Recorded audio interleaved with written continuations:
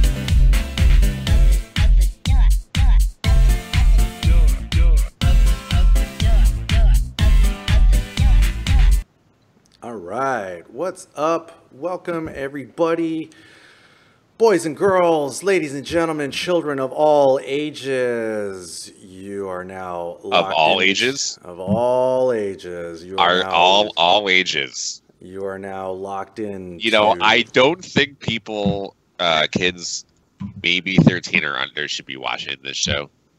I'm not going to stop them. Are you? I mean, I'm not going to fucking stop them from watching the show. I just wouldn't necessarily recommend these little fucking... We're off to a good family-friendly little start. fucking little people of the world. Why do you hate the youth, Rod? You know, I'm getting to that age, Ryan. They got to get off my digital lawn. Talk about back in my day, esports was broadcast on dial-up, and we played Quake, and all of this other stuff is hot garbage. Right? Damn, brings me back. Right? Yeah, totally. Yeah. Back in my day, we used a big S for esports. Oh, those were dark times. Dark ass times. Just had to bring that back. Yes. Well, it still lives today, by the way, in some parts of the world. Well, sad day. I feel like it even exists on Wikipedia. But yeah, speaking of being back, we are back with the Untitled Esports Show, the show where me and my favorite esports veteran, Zorine, we discuss the news, and every now and then Slasher, the world's #1 esports consultant, takes a break from consulting to join us to talk about what's been going on in the wide world of big esports bucks. How you guys doing? I feel like, Zorine, I don't know about you, but I feel like we deserve an explanation. If you guys, if you guys remember last time, we had to put up this wanted ad to see if anybody could find this dude. Oh wait, And we back. put out a search party and everything. You know, look, there's a lot of esports stuff happening here every week, and sometimes I just can't make it. You know, I'm consulting 24/7 for the good of our industry. And that just doesn't leave me a whole lot of time to do things. And, you know, this show really is top priority. So that just shows you how important, you know, these deals got to get done. All right. You know, esports is moving real fast. People gotta get in the know real quick. He's gonna keep that #1 spot, you know, Ryan. Exactly. Gootecks. So with all the upcoming hot new consultants on the scene, Rod's got his work cut out for him. Well, hey. I mean, I am world's #1. Many websites say that. If you Google that, it does say me. So therefore, it must be true.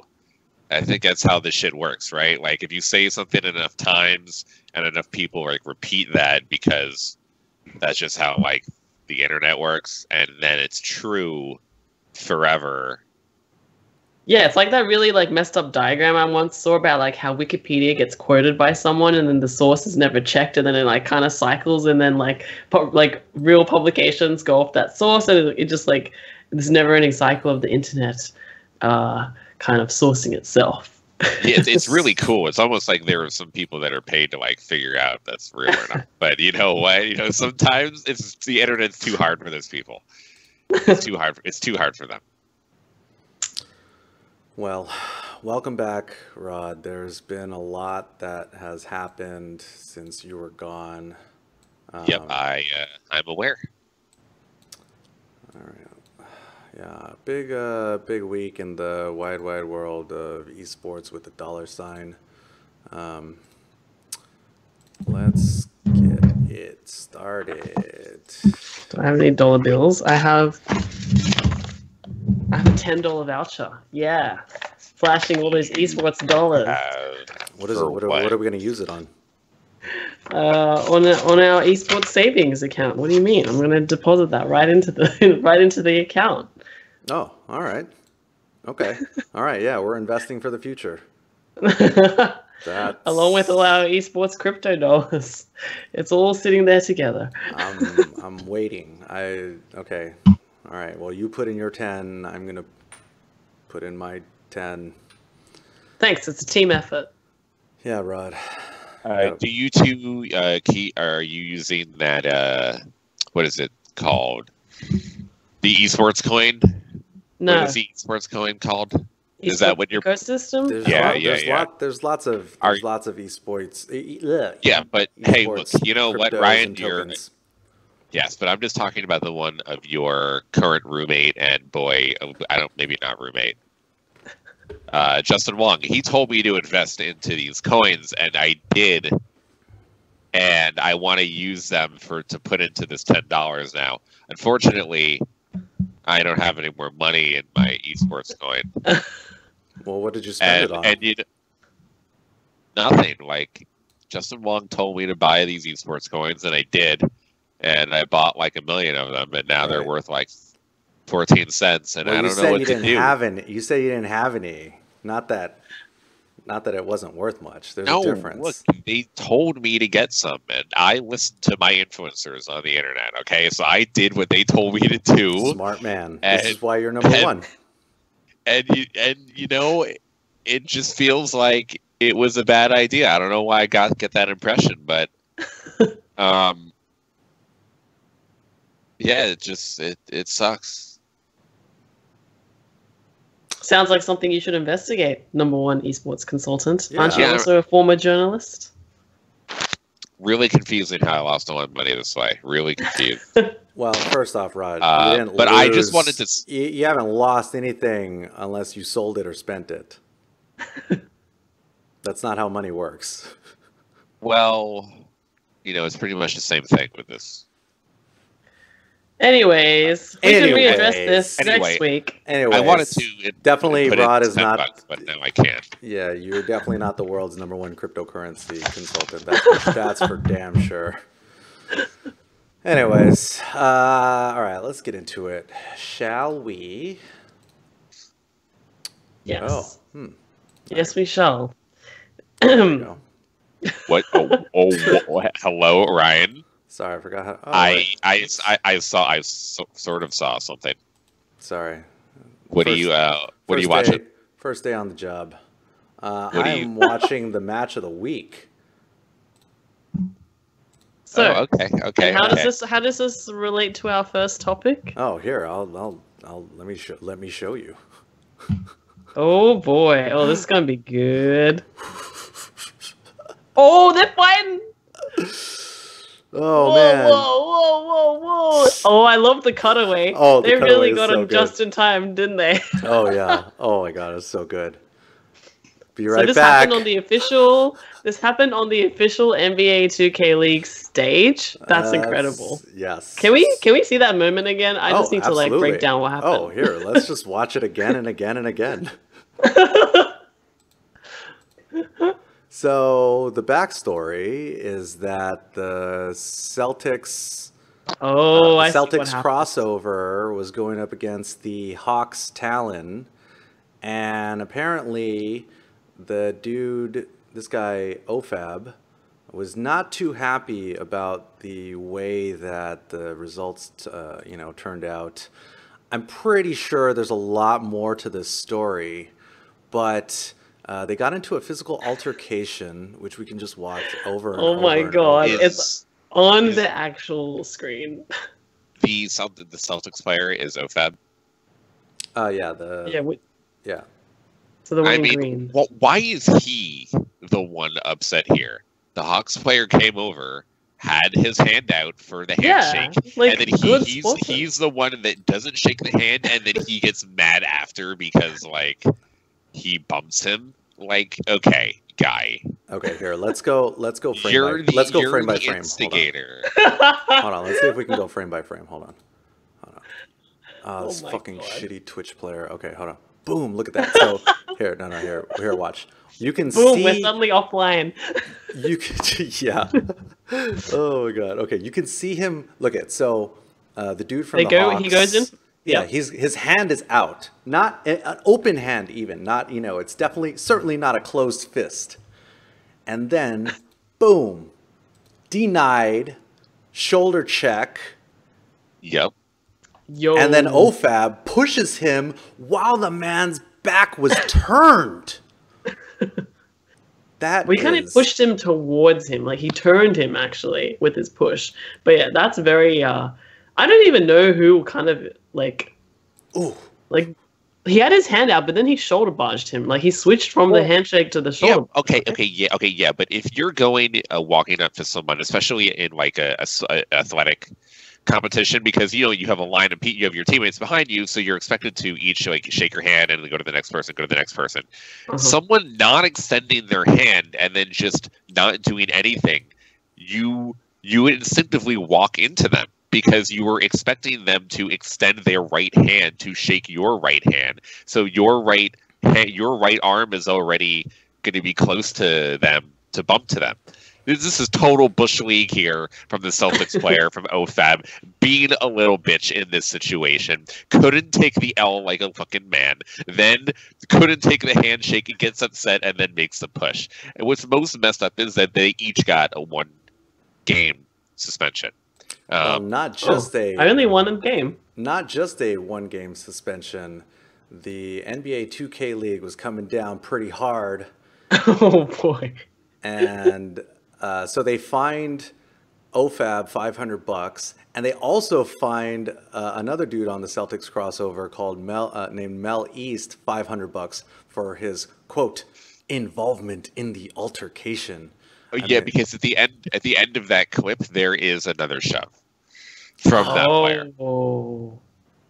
From the Hawks player, and not the dude that was originally pushed, but one of his teammates does push the Celtics player. Wow. How silly do you have to be to do this? Well, I mean, is it possible that this is this the hype? that NBA 2K League needs in order to make waves in the esports ecosystem?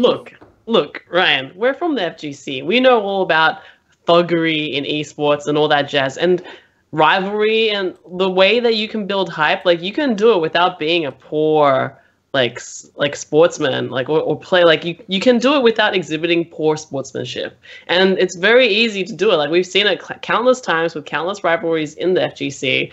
You don't have to resort to like pushing and shoving or violence at any point throughout the game, before or after, or in front of like, you know, the crowd or whatever, like anywhere. It never has to resort to that. So yes, this probably did bring some publicity to NBA 2K League. I don't know if it was very positive, but, you know, we're at least talking about it, right? Still, I don't think it reflects well on the players, and it is, you know, something of a laughingstock now as a result. I have two comments before I discuss what you said. One is, yeah, definitely, Zorine, you are super thug. There's no doubt about that. Anyone that is not what I said. That's Zorine knows she is fucking thug life for life. Two, as you talk about, like, you know, the fighting game scene and like maybe not needing to do this thing, I just want to remember, let everyone in chat know who bitch this is. Everyone in chat will understand who bitch this is. And that reference, if we are in the cross-counter fighting game chat, hopefully you two know what I'm talking about. So, honestly, this was the most exciting thing to happen in the NBA 2K League all fucking year. Yeah, so yeah, I have a huge thumbs up on this whole situation.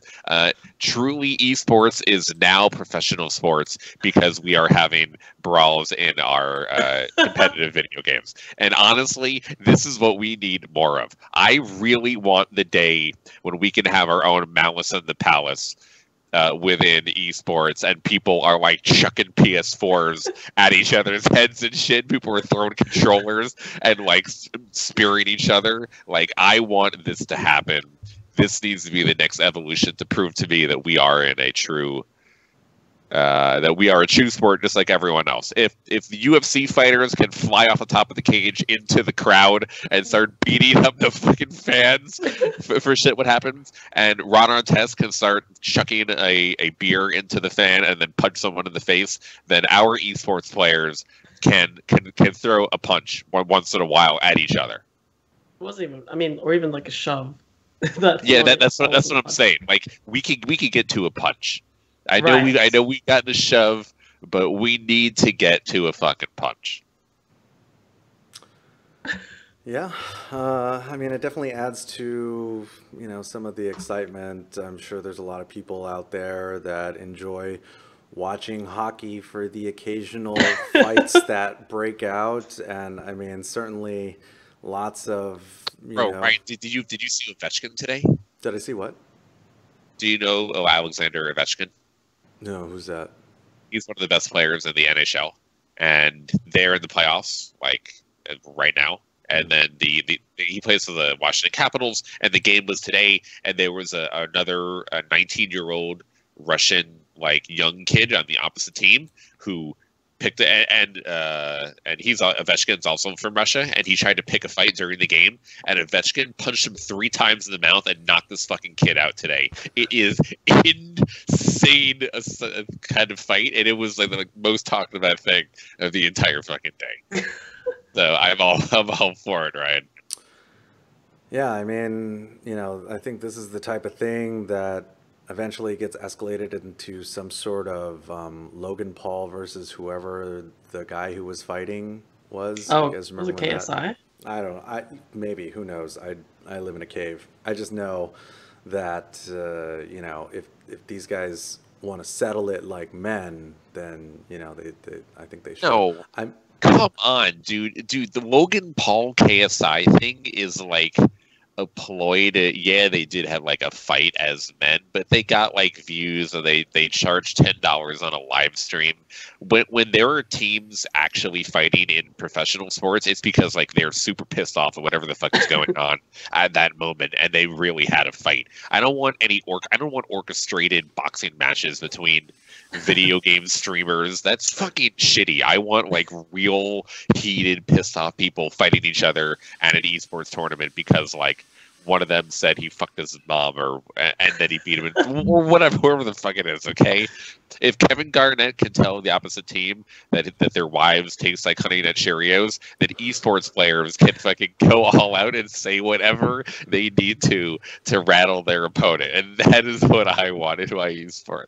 I'm actually kind of disappointed, Rod. As the world's #1 esports consultant, I would expect you to have the backstory on, you know, what was really going on here. I mean, clearly this is an altercation that had been building over time. I mean, it couldn't have been just about this one particular loss. I mean, I don't know I don't think there's a huge backstory about it, or a rivalry, or if there is, I'm not sure. No. Maybe it was just the one loss. Well, hey, you know what? If you haven't gotten into a fight or been threatened with physical violence over video games, I just don't think you've been playing. I just don't think you've been playing hard enough for the right people. I don't know. Have you gotten to a throwdown? Oh, absolutely. Ryan? Yeah. Oh, yeah. Like okay. I had a guy. Okay, I never got into a physical fight, but I had a guy threaten me and like fake like he was gonna stab me.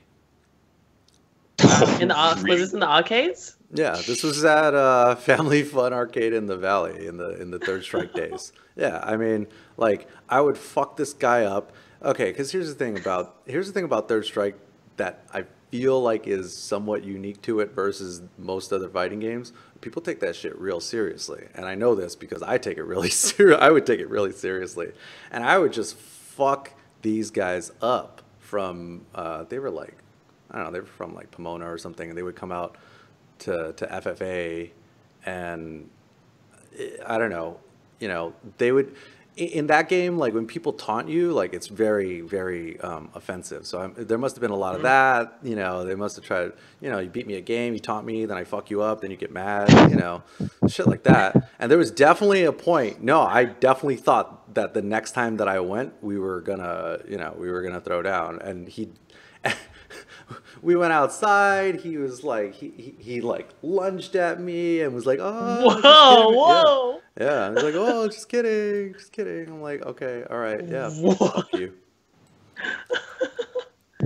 What? Wait, that don't happen to you guys? That's the good shit that I want to hear. Yeah. Well, no. Look, I come from the PC community where we all hide behind our computers at home, and we don't have to actually see each other in real life. So then people get to say the N-word all day, and they never have to do anything. So no, it's not like the fighting game community. Well, yeah, I think it was a little bit different. My experiences were definitely a little bit different. I never was like physically threatened in an arcade.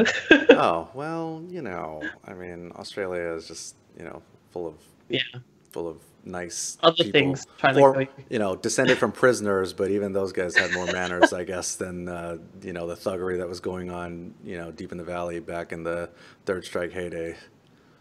Oh yeah, there was definitely thuggery like stuff going on. Like the arcade that I went to, me and my friends in middle school, like when we were playing like in arcades like every week and stuff, like eventually got shut down because like someone got stabbed there like over a game, and the dude ended up passing away. So like, yeah, there was definitely that kind of stuff going on, like in the arcade. I mean, if you go back, certainly, like if you go back to the '90s, you know, arcades were definitely, at least in North America, were not necessarily places that children should be hanging out at after dark, especially with fighting with you know, Street Fighter specifically. Certainly, lots of threats of physical violence. You know, you would hear of shootings. I mean, there's, you know, people getting stabbed. This wasn't even the 90s. This was like I want to say like early 2000s for us.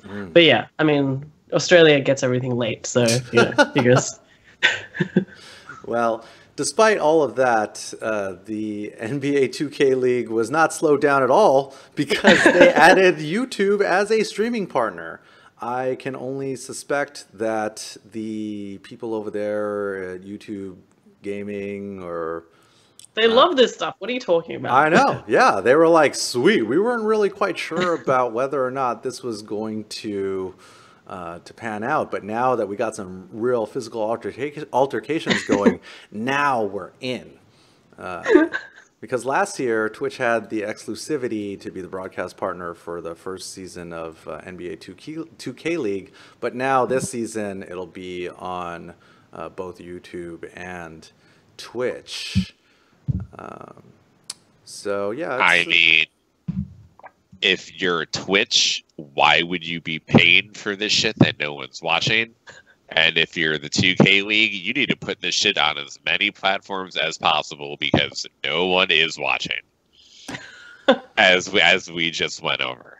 So I think this is a good move for both parties there. You guys think that exclusivity? I mean, exclusivity was pretty standard up until relatively recently, right? There was, Twitch was paying basically everybody for Capcom, basically everybody for exclusivity, streaming rights, everything, from Capcom Pro Tour to. I don't think CPT was exclusive to Twitch. I recall it also being on like Facebook Live or something, or like YouTube. Right. Up until recently, Zorine, yeah, it was 120% exclusive because Twitch was cutting them fat checks to for the streaming rights.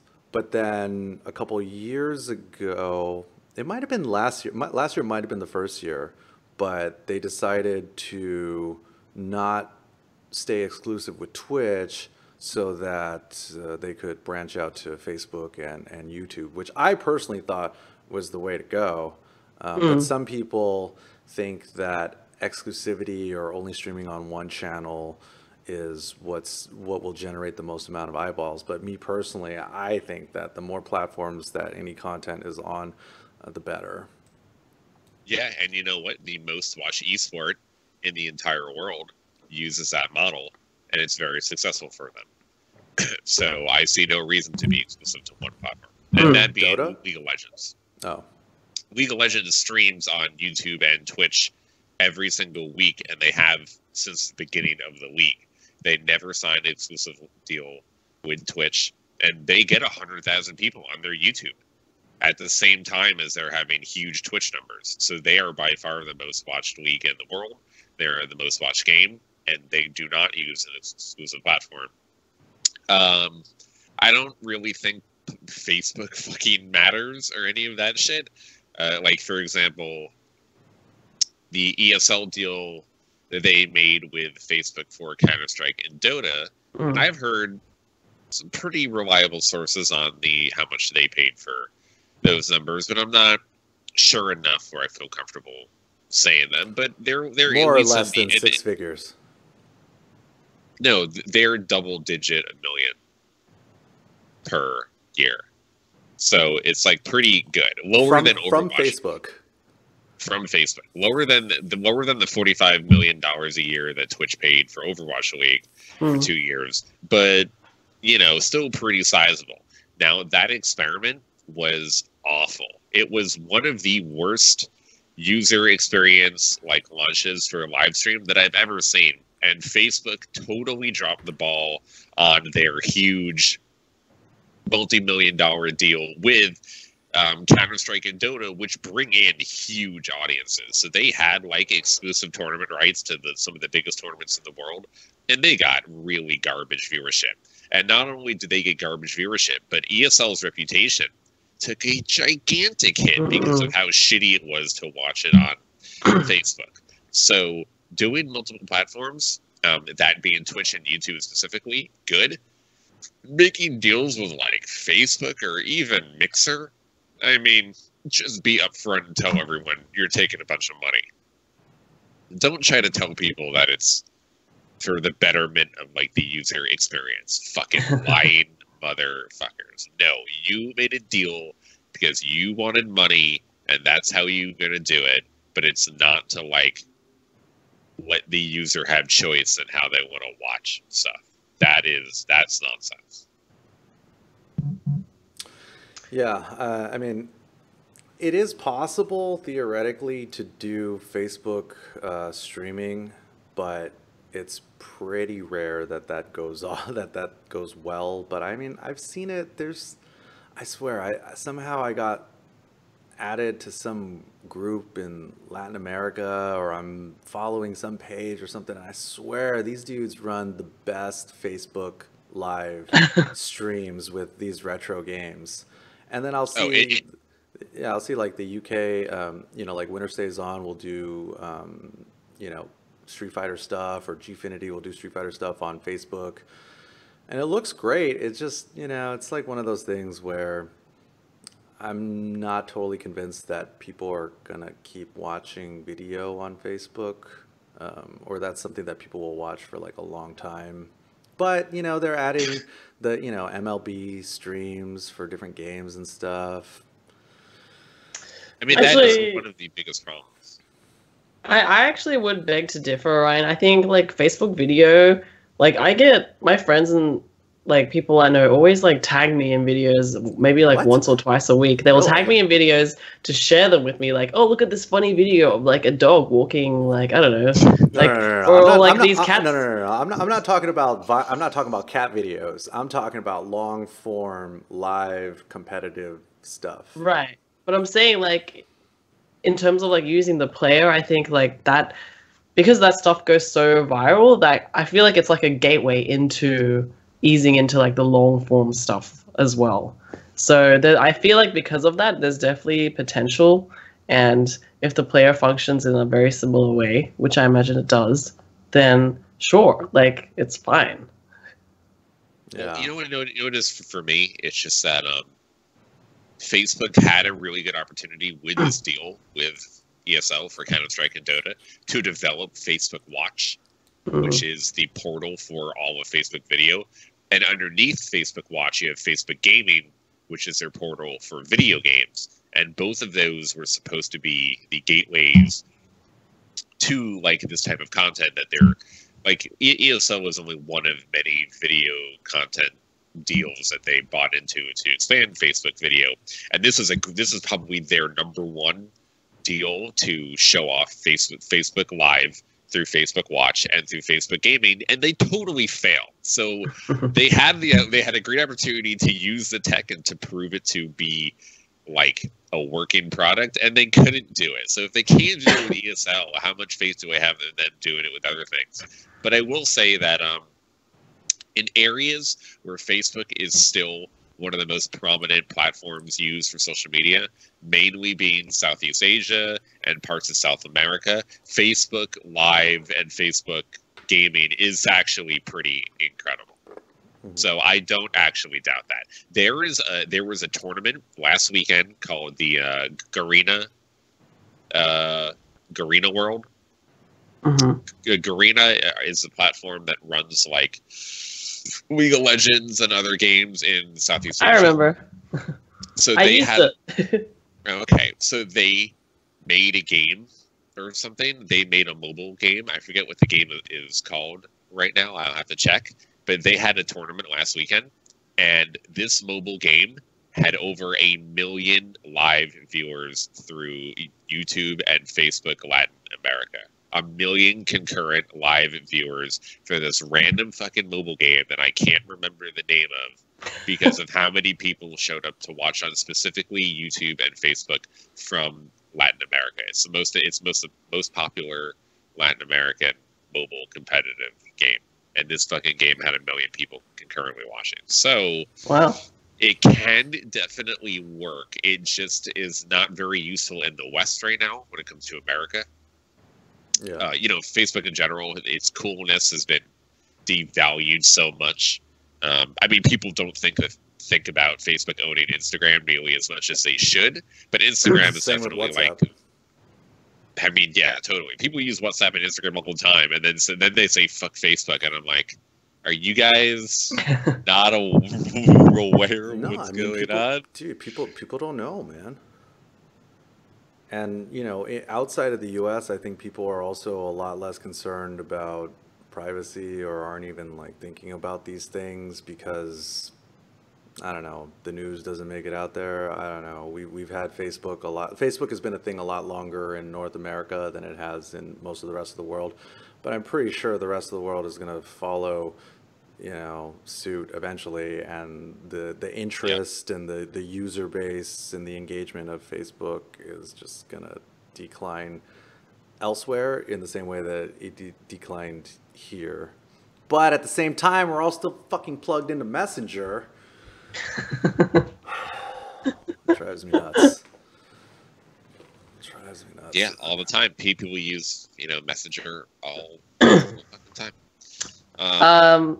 I just wanted to also point out, let's not forget, Facebook did do something with Blizzard for a while as well. So Battle.net had an integration with Facebook where if you played a Blizzard game, you could live stream it to Facebook. It was built in.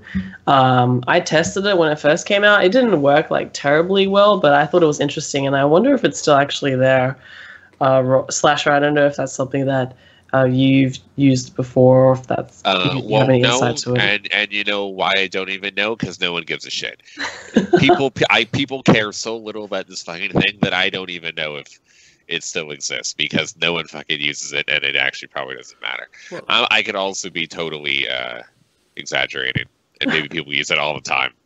And I don't know. Well, the thing is, they also built a lot of that functionality into, that was one of the big selling points of both the PS4 and the Xbox One, the built-in functionality to stream on Twitch. Maybe Facebook or YouTube is in there too, I don't know. But the thing is, you never see people, you never really see people using their PS4s to stream directly from it, Are you kidding me? Tons of people do, especially really? in the FGC. Yes, because they don't know how to set up streams on their PCs, so they do like their little like direct to like Twitch streams from their PS4 with like no webcam, and it's just got the default PS4 chat in like the right hand side.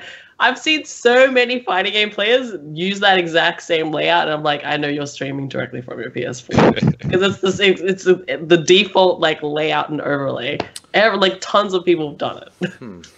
Because it's just so easy. You just hit a button and then like you log in and you're live. Like you don't even worry about setting up your stream and doing all that stuff on your PC. Like I can understand why. But how many of them have been consistent with it over time and have built an audience with it? I mean, sure, like, you could try it a couple of times, be like, all right, guys, look at I'm streaming. But then, without the webcam, without a mic or, a headset plugged in. I mean, most people don't even realize that you could just plug a regular USB mic into your PS4 and then use that to record videos and or stream.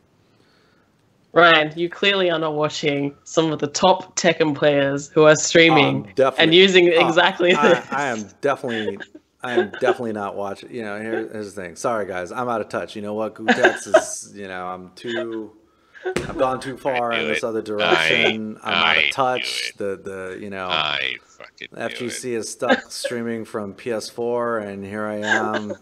PC #PC Master Race. What can I say? I don't know. I fucking sold out. I lost touch. Full on esports. Full on esports. You said some bad words. You're fucking banned now. Sorry guys. Only human. All right, let's see. What else we got going on? There is a Fortnite Pro. Fortnite Intel is reporting that Fortnite pros hit out at Epic Games due to alleged cheaters qualifying for World Cup. Pros are livid about this scandal, and with good reason. Oh, look at okay, so I can give you the insight. Not listed in this article, but a day before, there was a guy named Johnny, and he was signed to Team Caliber, which is TK, and someone provided a YouTuber called the Fortnite Guy, which I will find for you. And it was a private conversation between Johnny TK and a cheat maker showing him on video how to inject and install the cheat into Fortnite and to make sure that he didn't get caught. And this entire conversation was recorded and sent to this YouTuber who revealed this on his YouTube. Oh my. That player, Is that this player, Fortnite Gate? You could say that. Here, I'll find the. Finally, Fortnite is having its first big scandal. It's finally esports. I linked it. In Skype. So he posted this video, and within like an hour or two, that pro player deleted his Twitter and deleted his Twitch, and has not been seen since. Now, this dude had like hundreds of thousands of followers. He was like a pretty big fucking guy. I did some investigating after, and apparently he was caught cheating in another game 4 years ago under a different name when he accidentally started his Twitch stream with the cheat on the stream for a brief second, and then he was caught cheating in another game. Since all this happened, there's been an anonymous account called like Dolphin. Here, because I was talking to it for a little bit. It's called Aspect Dolphin, who says that he's in contact with several of the cheat makers and has a list of names of pro players that have purchased private or semi-public cheats in recent times. Now, from my own time talking to this guy, I am not convinced he is legitimate. He does seem a little bit shady.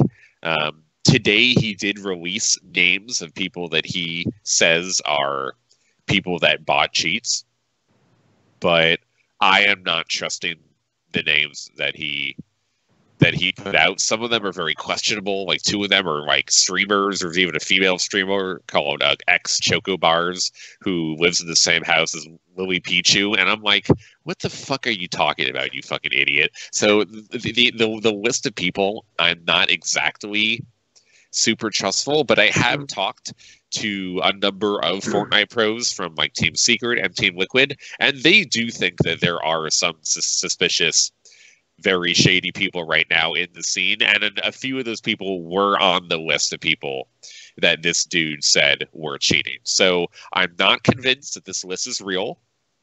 I think it could very just well be someone who has some information, who's trying to be a troll, because that happens all the fucking time now on the internet. At the same time, I will say there is $30 million being given away with qualifiers being done on the internet. There is no better time to cheat in an online game than in the Fortnite World Cup. It is the most amount of money by far for an online tournament experience in a game that does not have the anti-cheat up to par to fight people that really don't want to get caught. If you're like trying to be a pro player, you can purchase private cheats for pretty much any game, and especially Fortnite, and never get caught. Literally, you will never ever get caught online. And to be able to qualify for the World Cup now, I think you like automatically get 50K, and if you win like 1 or 2 games in person, then you get up to like $250,000. So this is people. I am not surprised if there is a large amount of people cheating on the Fortnite World Cup. It's true. I mean, the payoff to the money spent ratio, like the risk is so small. If you get caught, so what? Like you delete your Twitch, your stream, whatever. Like if you're a nobody, like you have every incentive to stream, to buy cheats, and and when you qualify for the World Cup, when you're playing in the online qualifiers, you don't have to be live streaming. Correct me if I'm wrong, right? So there's. Well, no, you should. I believe you do. Okay. Well, you have to be recording your demos, and you have to be live streaming. But people that are cheating and that are so good at cheating now can cheat while live streaming and not be not ever get caught. Yeah. And I would also assume that Epic is not like scrubbing each of these demos individually and going through them carefully to make sure everything is, legitimate.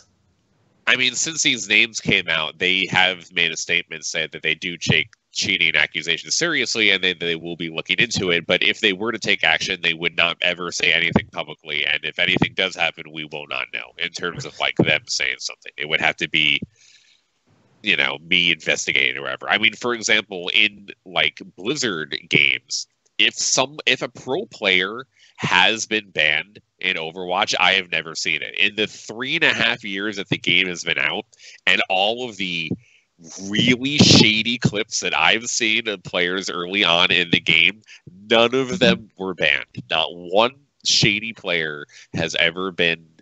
Any of the shady players, everyone thought like, okay, that dude, I know that dude has been cheating. None of them have ever been banned. So, you know, my faith in these developers banning players is very, very small. And there really is not a better time to cheat in video games than right now. I actually think, even though we talk about all these scandals like drugs in esports, like people taking like Adderall and popping Adderall and shit, or you know, I forget what the other big Xanax. Yeah. No, there's that too, but there's like some other drama that we keep focusing on. I actually think that there's like a huge secret cheating at the top ranks of esports across multiple games, and this is like going to be one of the biggest scandals. Oh, match fixing definitely bad, and it has happened, but I actually don't think that is as big as actual cheating secretly. So let's say that, you know, one was trying to get their share of some of this Fortnite money. Where, like, should theoretically somebody be hitting up at Aspect Dolphin 1 on Twitter? Is he the Is he the cheat master? Do I gotta load up Tor, go on the dark web? Yes. There are multiple cheating websites, but if you use the public cheat websites, you can get caught because that's stupid. You have to go to a private cheat maker and someone who knows how to code, and I honestly bet you that it is on Tor, and it is probably in the dark web. Because I have talked to some people, and that is really where they operate. A lot of these guys try to use like Discord now, and you know, some online public personas, because it's good to have like somewhat of a public persona. But if you're a cheat maker, you don't really want to be in the public too much. So I have heard of the dark web and Tor being used a good amount. And if you do get a private cheat maker, which is what you want, not public cheats, you will not be caught. Private cheat maker. Yo, esports. We really esports now. Like, you know, you guys talk about fighting games, but it's not only is your culture always been like you play in person, so the potential of cheating has never been there because you're always playing in person. It's also much harder to cheat, I would think, in a fighting game than it is, because in shooting games especially, and in even like a League of Legends or Dota, but especially in shooting games, the mechanics to cheat are so much more overpowered and crazy than what you could do in fighting games for cheating, in my mind. Because in shooting games, you have the two biggest things are wall hack, where you can see through walls, or you could see where the enemies are through the map, and aim lock, where your mouse will, and it's so hard to see if you're really experienced on it, it will automatically go to the player's body or head, and you will shoot them in the head. And if you're really good at your mouse movement anyway, and then you use a cheat, it's very, very, very, very, very fucking hard to notice. And I don't think that's really doable in fighting games. It's not really doable in the same way that I would imagine a lot of these cheats work. However, there have been instances of people sort of remapping buttons. I'm trying to think I'm trying to think. I saw a case recently where someone he picked up like the wrong controller. He picked up his opponent's controller instead of his own at Evo. Yes. I heard about that. Super interesting. So I'll try and explain it to the best of my ability. So this guy had gone and obviously competed at Evo in Street Fighter V, and he was like a pad player, so he was using PS4 controller, and so was his opponent. And when they finished the match, I don't remember if he won or lost, but when they finished the match, he picked up his opponent's controller by accident and took it home. And later on found out when he was playing with it that it had mapped like a special macro to one of the triggers, where if you pressed down on it hard enough, it would bring out a different command to what it normally would if you just tapped on it normally.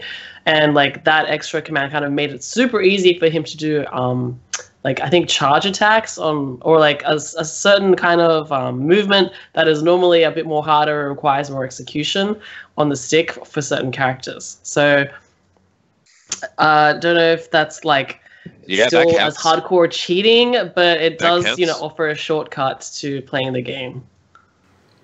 Yeah, I mean, there are definitely lots of there's different hardware mods, such as that one that could be done to probably any controller being used in a fighting game tournament.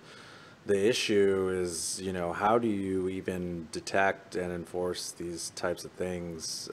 Because there's so many players. Obviously, cheating is, as far as I know, is not the norm amongst amongst top players or anything.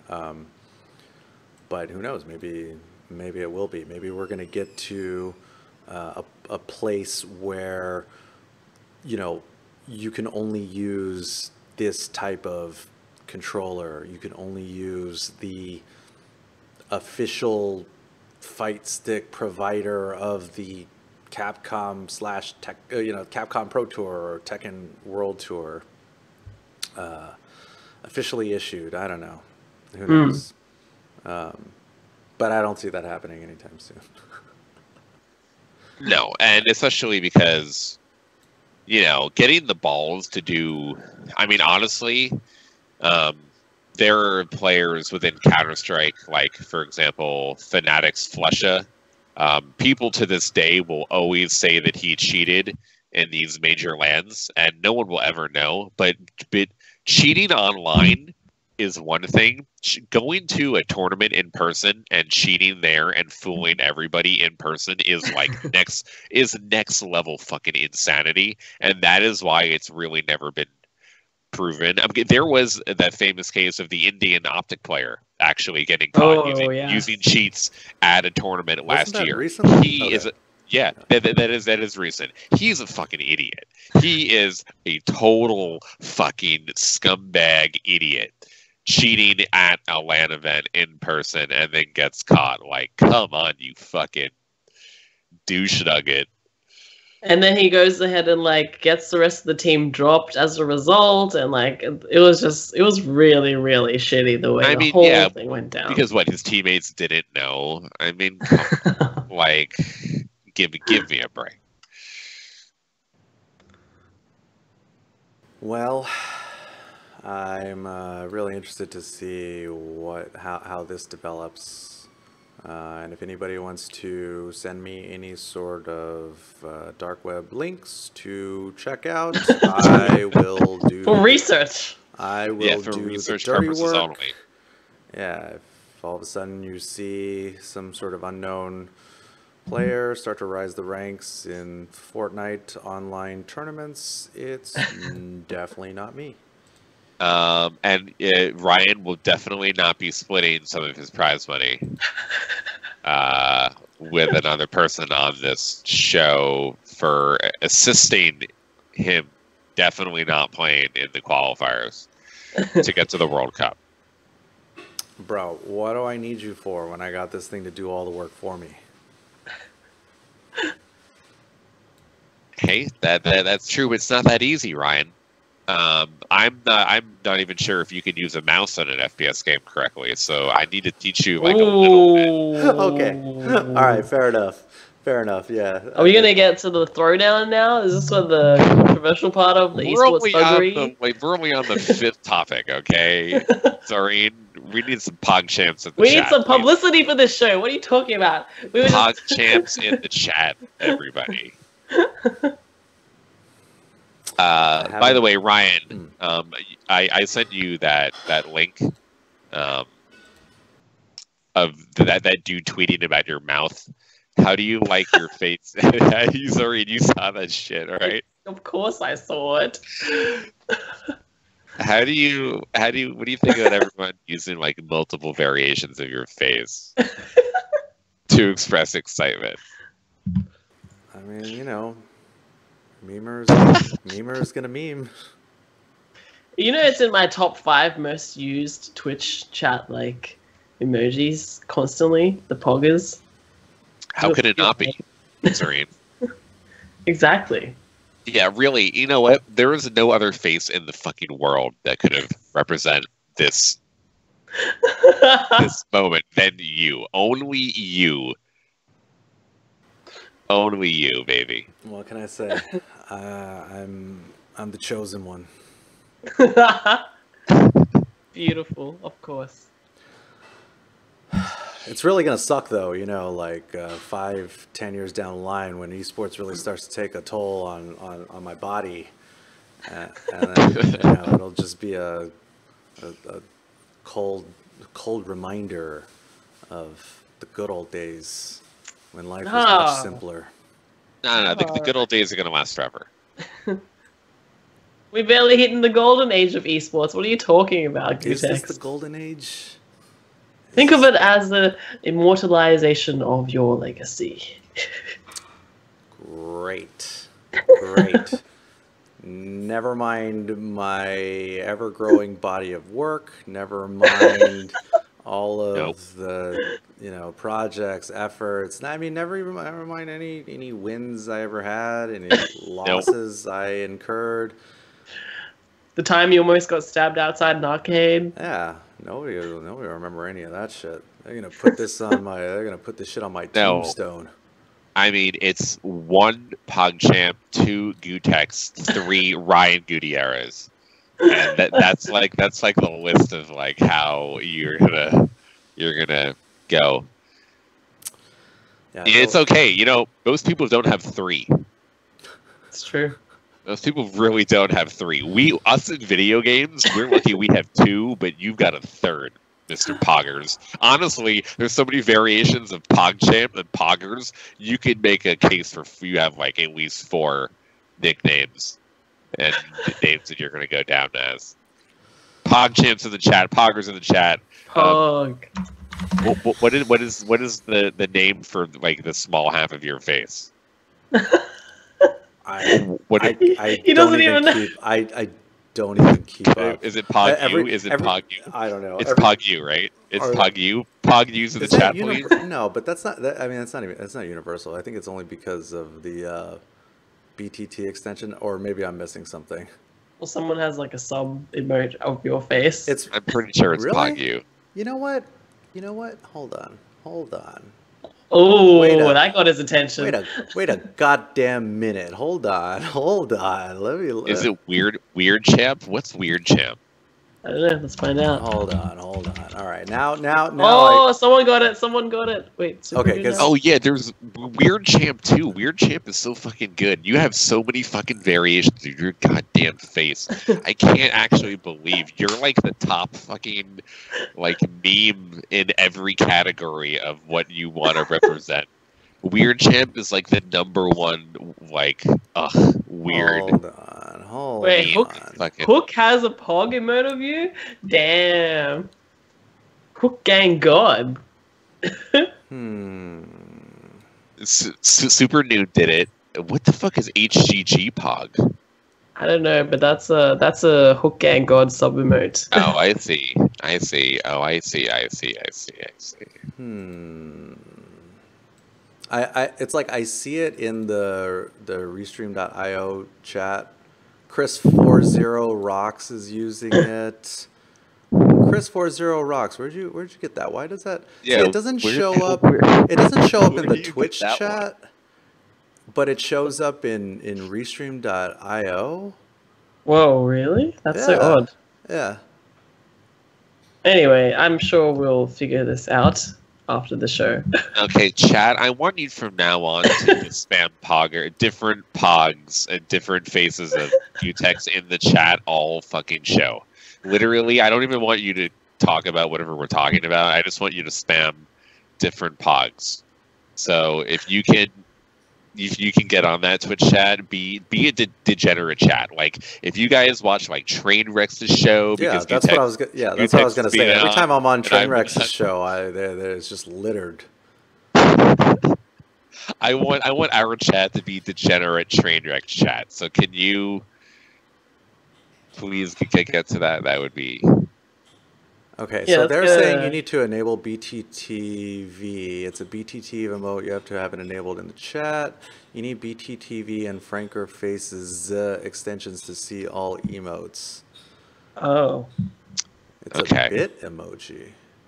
Okay, well, whatever. Should we move on to like an actual? Yes. No, esport? no. Look at #1 esports consultant / former journalist. I we need to get to the bottom of this. Oh my god. Now he's not going to let it go. Do we really?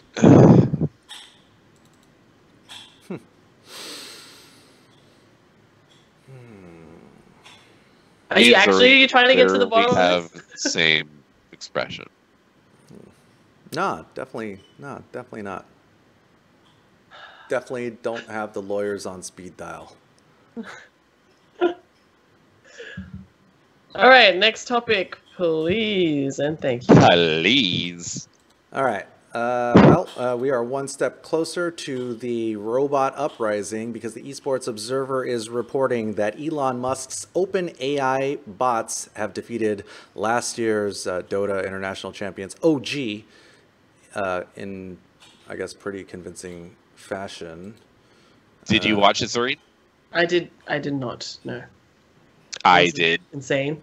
It was pretty insane. Game 1 was, I would say, pretty close, but Game 2 was a fucking slaughterhouse. So this is the first time an AI has ever beaten an esports team in an official broadcasted match, and it was pretty brutal, in all honesty. Wow. There were some conditions on the game. I believe that the AI only learned a certain set of heroes, and the meta was kind of locked in that way, but their mechanics and even decision-making was really fucking good. Was really good. And enough to beat, the defending world champions. It's kind of terrifying, but awesome at the same time. Like, I remember when the first time they brought out OpenAI into TI, and they demonstrated it in various 1v1 matches against the best mid players in the world. And I believe a couple of them lost, but I think most of them won out. But they did comment about how the AI played in a way that was like you had to be at your best every single moment of the game. So the fact that a whole team of AI, like controlling a whole team of heroes, has finally beaten like the best team in the world is kind of crazy and very, very scary to me. Yeah, I was reading, I don't think it was this article, it was a different one, about how they were able to get like some absurd amount of years of experience, from the time that from the time that this AI started to learn. It was like 40,000 years of experience or something. What? Something absurd like that. But what I found interesting is, since OG won $11 million in the international, $11.2 million by defeating PSG LGD last year in the international. Yep. Does that make these bots worth millions? No, I mean, it's just for I know you're just joking, but, it's really just more for the scientific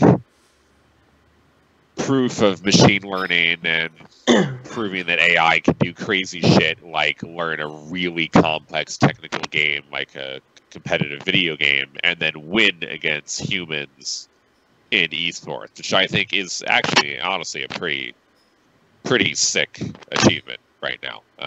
It was, you had StarCraft 2 that was done last year, and now you've had Dota 2 done, and the bots are winning. The robots are coming to take our germs.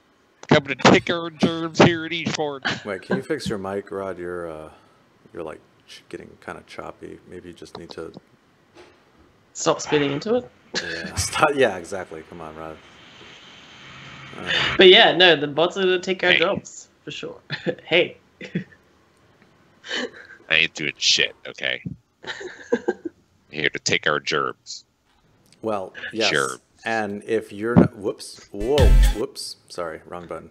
And if you're not trying to get your gerbs taken, then you can. They're inviting people to train with OpenAI. Ooh, wait. Does this come with the caveat that the bots are learning off of you as well? I'm pretty sure the bots are always learning off of you as well. Yeah. I find this super fascinating. It's super cool. I wish I was more educated, and if I were like 10 years younger, I'm pretty sure this is what I would be doing. AI, machine learning, all this stuff. And I mean, it'll be great if they can at some point release it in a way where it could learn how to play other games. Because being able to create something like this for, fighting games and other genres would help immensely when it comes to training. Because if you can just always, let's say, fight a bot that was trained, an AI trained bot that, you could adjust the skill level for to match, where you are, that would be way more effective than anything that anybody's doing right now. And yeah, so I don't know, maybe we need to start some sort of campaign to reach Elon Musk and see if he can add some lines of code so this thing can learn how to play other stuff. But I feel like if it can, I mean, from what I read, it's saying that the AI taught itself by. It's machine learning. Well, two things. One, Elon Musk is no longer at OpenAI, so unfortunately, you cannot do that. I mean, and he must two, know somebody. He must know a few people there. But this machine learning and this way of doing AI, that's why it's so much more advanced than your traditional AI that you have in video games. Yeah, that you had to write yourself. Yeah, like this would be real fucking here it is. You don't have to play people anymore. You can just play this and practice off this. Right, here it is. Here, look at this. In total, the current version of OpenAI 5 has consumed 800 petaflop /S days. I don't even know what that. I've never seen those two words put together before. And experienced about 45,000 years of Dota self-play over 10 real-time months, up from about 10,000 years over 1.5 real-time months as of the international, for an average of 250 years of simulated experience per day. Jesus Christ. Wow. Per day. That is this AI is putting in work. Essentially, we've already lost. It's grinding. Yeah, this AI is grinding. Yeah, you think you've been training hard? No, fuck that. OpenAI has got you beat by about 44,000 years. 49,999 years. 990 years. I wonder how they calculate that. Like, at what point did they say, all right, AI did this and that equates to 10,000 hours of training? I wonder how they calculated that. I think that's what the petaflop. Right. Oh, I mean, so a petaflop. Go ahead. I know that a petaflop is 1,000 teraflops. So for context, that's a lot of flops. A PS4 has 1.8 teraflops. And so I just wanted to mention, nothing to do with this, but whoever gave the name to the petaflop really should have been more careful with his naming scheme. It's a little bit too close to another word with the first 5 letters, and I feel like it gives a bad name to. Wait, what? Oh. to the petaflop with Sorry. a T. With a T. Yeah. Peta. But yeah, but you can continue. Sorry. I didn't mean. I didn't mean to interrupt your petaflop. I had just finished with the explanation that a petaflop is 1,000 teraflops, and for context, the PS4 is 1.84 teraflops. So you can calculate it from there. It's quite a lot of teraflops. Yeah, they got a lot of flops. Lot of flops. How many hours did they say that it takes to master a human being to master something? It's like 10,000, right? Yeah. So and they 40,000. Well, right. So if we're agreed that it takes 10,000 hours to become for a human, for a lowly dumb human, then 10,000 hours. These guys were doing 250 years per day. These bots are just unstoppable. I really wish I knew. I've never played Dota, but I'd be interested to see if what they were doing was anything new. I mean, I'm sure they had to come up with a bunch of new shit to handily defeat the world champions. Yeah. I mean, I played Dota for a long time ago. I think I clocked like 700 hours in the game, but basically anytime you played against bots that like the beginning of the game, the early game, they would play really, really well. But then by end game, they taper off. Their decision making is very, very poor by end game. I think there's too many conditions for them to figure out like what the optimum courses of action are to take, and like this tool has overcome that. Also, the pick and ban phase, I think, is another layer that they did not account for. Yeah, that's a big one. Games are won in the pick and ban phase. Well, here's the thing. Another 45,000 years of experience, and they'll probably be pretty good at that phase too. I mean, I would not bet against OpenAI at this point. No, me too. But sure what's interesting, I guess, is that OpenAI builds free software for training, benchmarking, and experimenting with AI. So, I mean, really, theoretically, if it's open and free, then maybe some enterprising person out there can learn how to apply this. Wow, turn any application into a gym environment. Like, what? Man, what are we doing? Why are we even bothering with this? What? I mean, all right. Anyways, I love this stuff. I wish I hope somebody can apply this to fighting games, so I'll have really strong AI bots to beat my ass into submission until I can get good. Yeah, have a bot that like mimics Taquito or Daigo. That'd be awesome.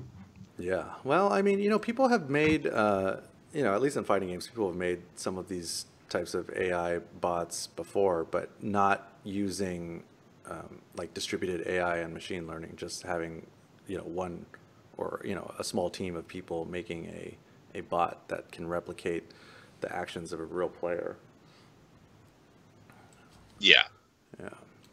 Well, time will tell. The what? Time will tell. Time will tell. And time has revealed that, the Esports Observer has revealed that GameWorks did a little revealing of their own of a $25,000 Super Smash Brothers Ultimate Tournament. It's going to start May 12th. They have 7 locations in the U.S., so they're going to do 7 qualifiers, and then the last chance qualifier will be held in Vegas the night before the June 29th finals at GameWorks Las Vegas. GameWorks seemingly starting to make a push into esports, which I feel like I've been hearing for a while, but I think this is their first major move. They got Alienware, Tabasco, and Cougar, who I had to look up because I was not familiar at all. But yeah, pretty interesting stuff here for people, for Smash players that have a GameWorks within their vicinity. Yep. And probably one of the biggest Smash tournaments in terms of prize money so far. So what's GameWorks? Like, what is it? Great question. So back in the day, GameWorks was sort of like it was like an okay, so after arcades died in North America, GameWorks sort of showed up as kind of I don't know which one showed up first, but it's probably most similar to Dave & Buster's, where you sort of have these expensive, really large arcade games, but you also have, you know, a bar environment. And so Okay. GameWorks, I mean, there used to be more of them, and then I'm sure, you know, they felt the heat from, you know, arcades dying, people really not wanting to go play these expensive ass games anymore. And the Vegas location, actually, there used to be one inside MGM Grand, or sorry, right next to MGM Grand underground. And then I guess things took a turn for the worse, and now it sort of moved to the, you know, further away from the Strip, which is where it's held, which is the location that they have now, which is where the finals are going to be taking place. So now, at least in the Vegas location, they have they have the bar, they have the arcade games, including, you know, like the ticket games and stuff, but then there's also the esports lounge that has, you know, like free fighting game casuals on Tuesdays and stuff. Got it. Okay, so it's basically like a Dave & Buster's. Yeah. It's basically the most boring fucking shit. Holy shit, that explanation could not have put me to sleep any faster.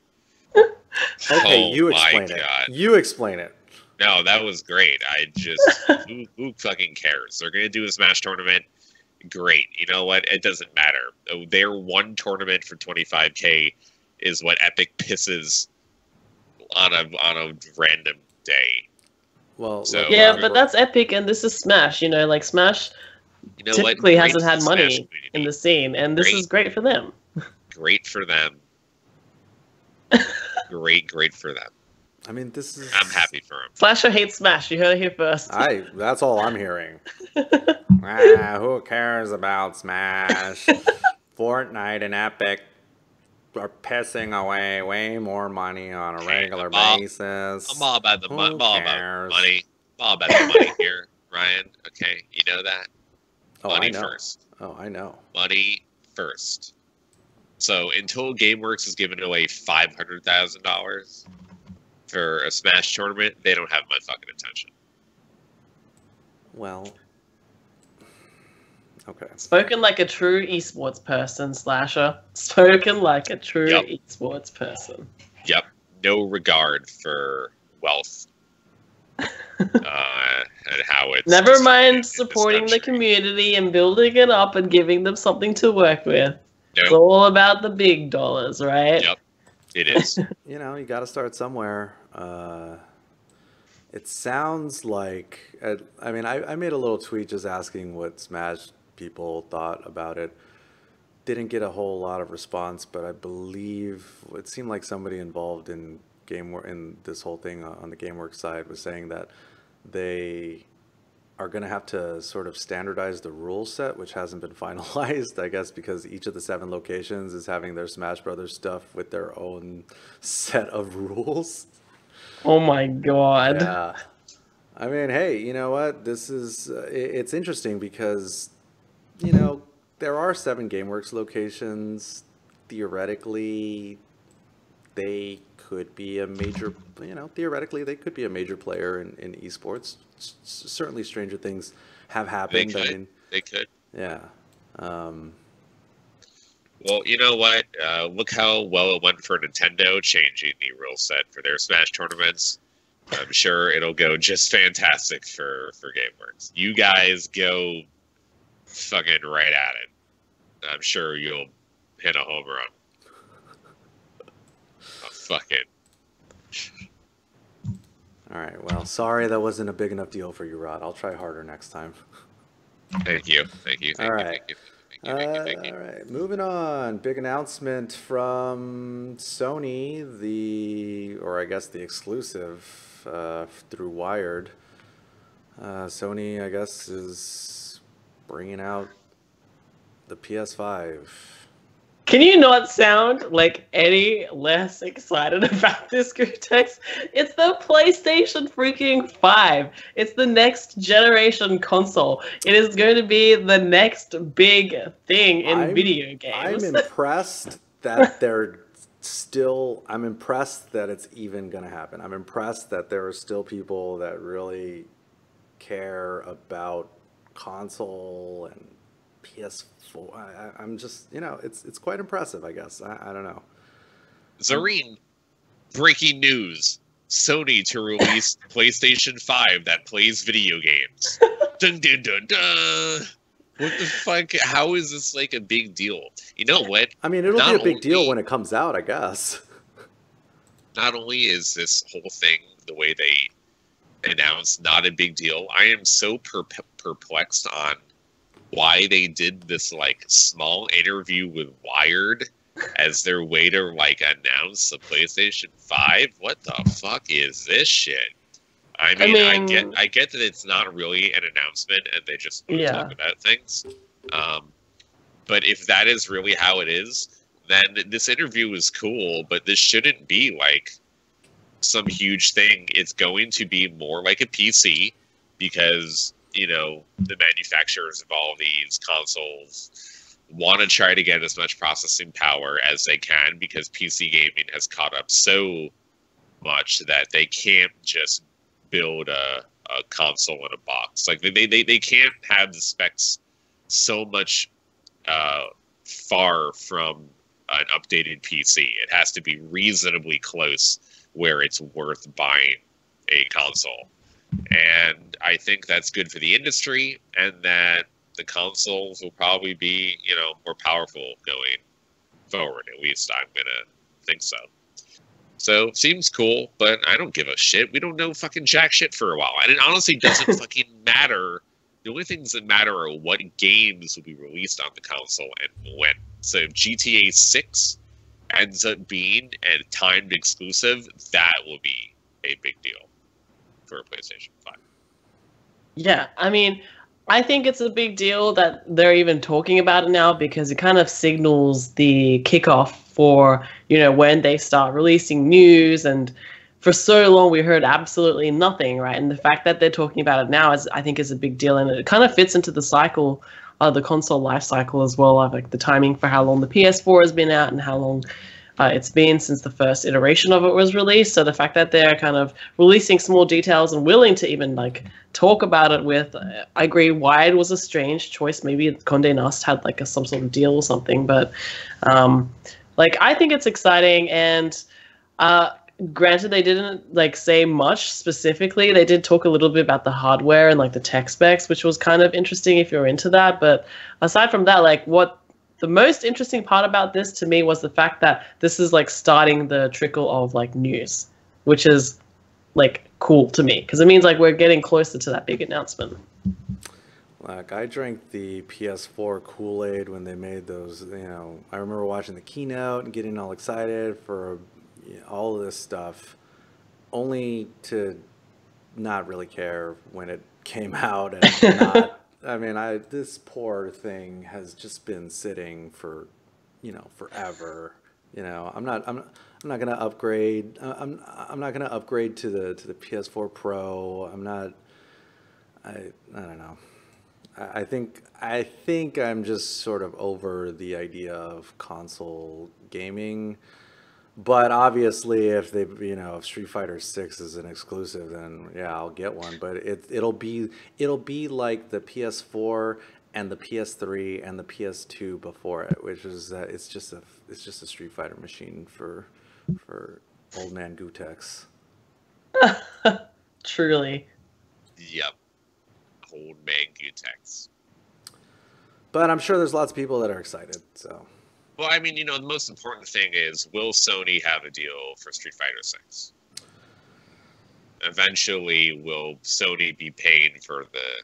I mean, if I'm Capcom, I do not go down that road again. Just make the game without the help of Sony. Put it on both PlayStation and on Xbox like it should be. And don't take their money. Holy shit. It didn't help with Street Fighter 5 anyway. They took a bunch of Sony's money, and then everyone was pissed off for taking their money because they rushed the game out too quickly. So they shouldn't even do that fucking stupid idea again. To play devil's advocate, I mean, why would Sony want to go down that road with Capcom? I mean, they ponied up all this money. Capcom puts out a, relatively unfinished product.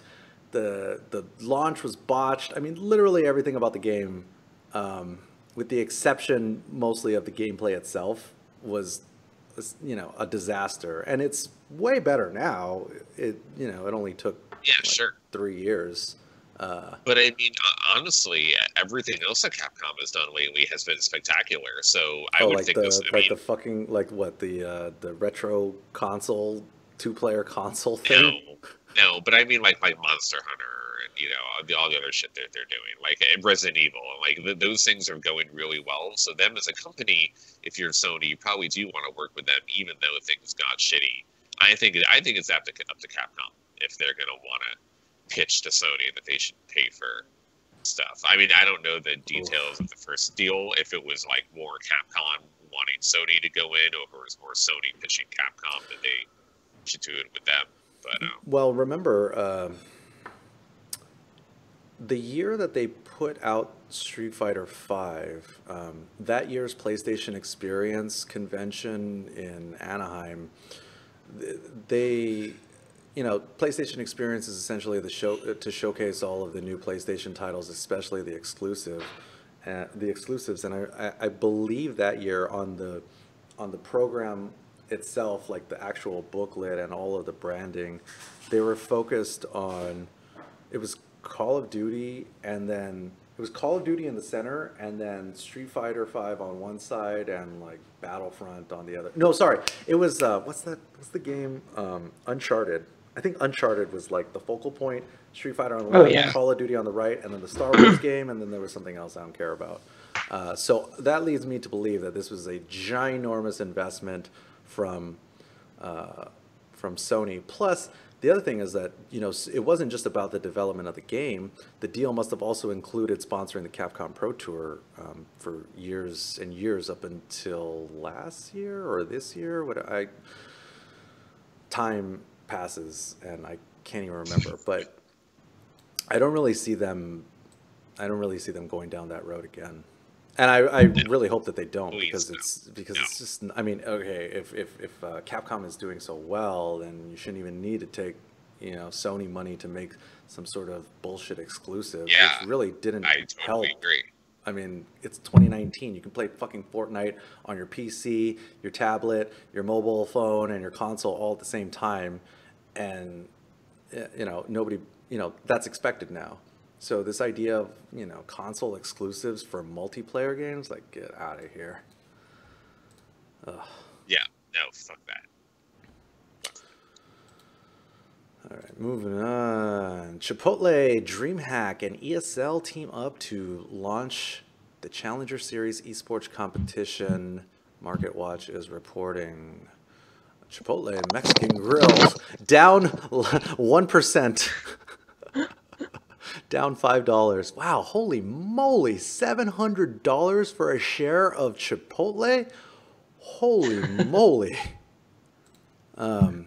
Is that holy moly because it's like higher than you thought it would be, or lower? I mean, than I you guess thought I it never would be? really thought what I guess I really haven't been tracking the growth of the growth of Chipotle over the years, but yeah, man, that is quite substantial.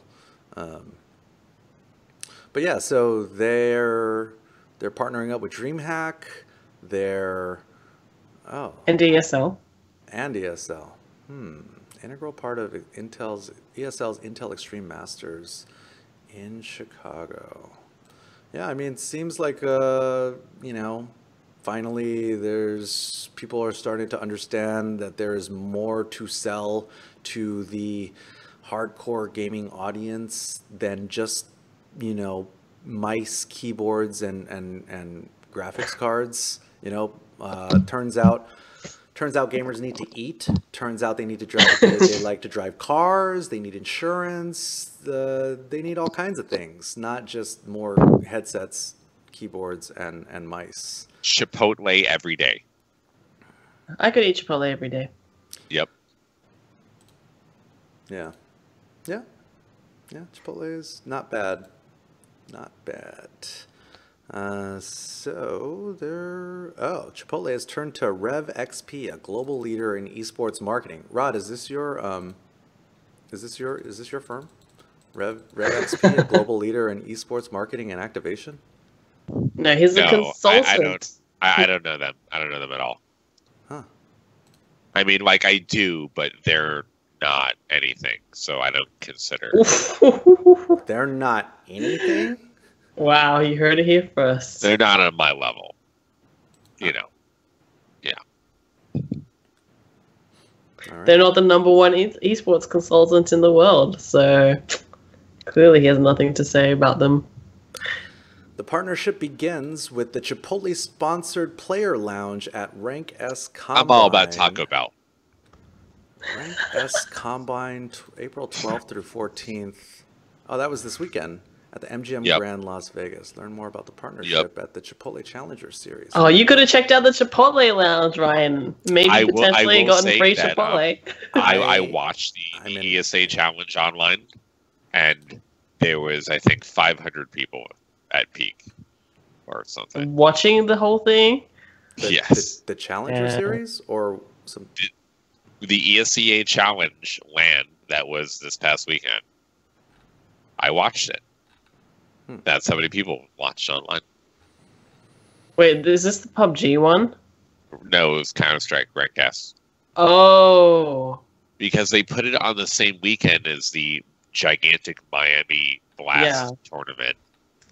And there was another tournament in France where they had you guys saw the clip of the best musical? Oh, we were adding this to the document.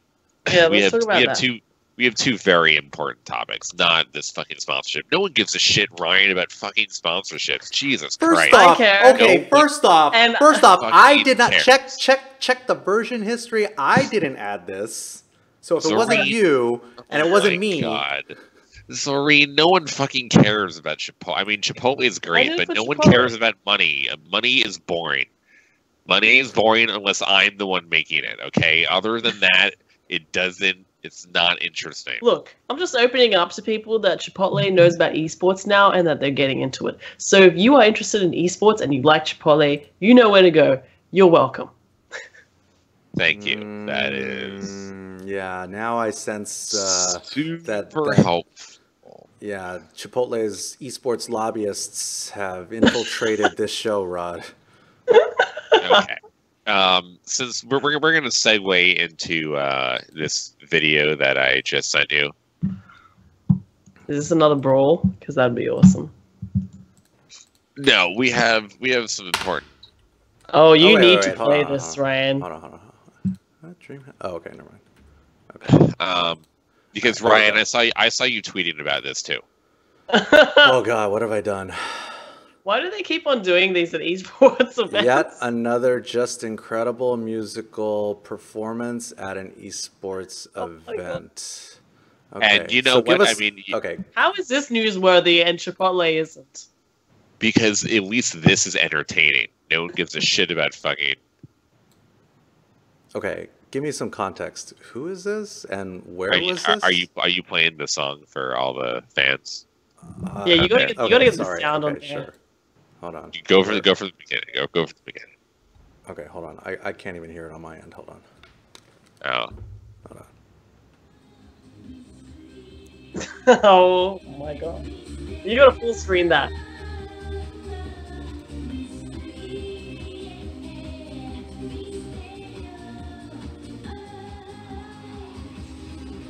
Oh, yes. Oh, here it comes. Wait, what event was this? French Counter-Strike tournament this weekend.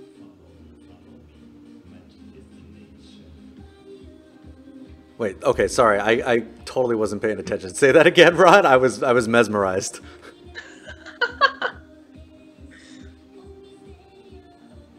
He too is mesmerized. Yeah. French Counter-Strike tournament. French? What? Belgium. Belgium? Oh, okay. Yeah.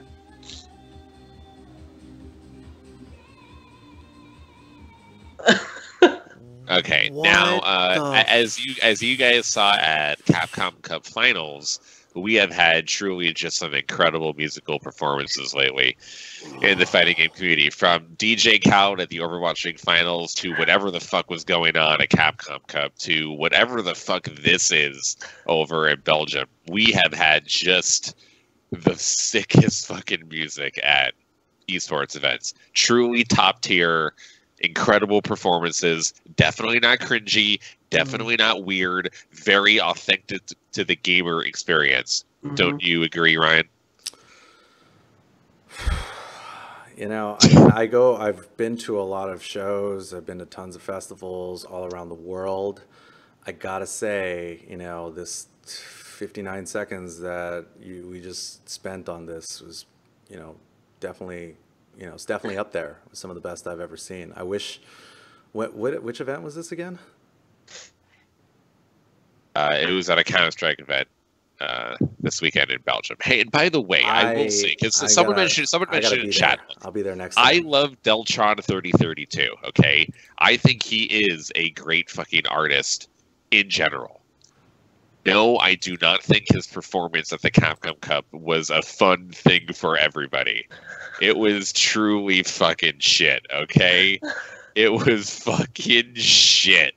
I'm sorry. It fucking sucked. We need to please stop doing it or make it good, okay? Riot made KDA at the League of Legends World Championships an incredible experience. And that song has like 75 million views on YouTube now, okay? They did a great job. Unless you're fucking KDA? Riot, the K-pop League of Legends song. Okay. It's a bunch of famous K-pop people, and they did it with like another pretty famous singer, I forget her name, and they made a song, and that went pretty well. Okay. Yes. It was actually really good. That is the only goddamn people that apparently know what the fuck they're doing.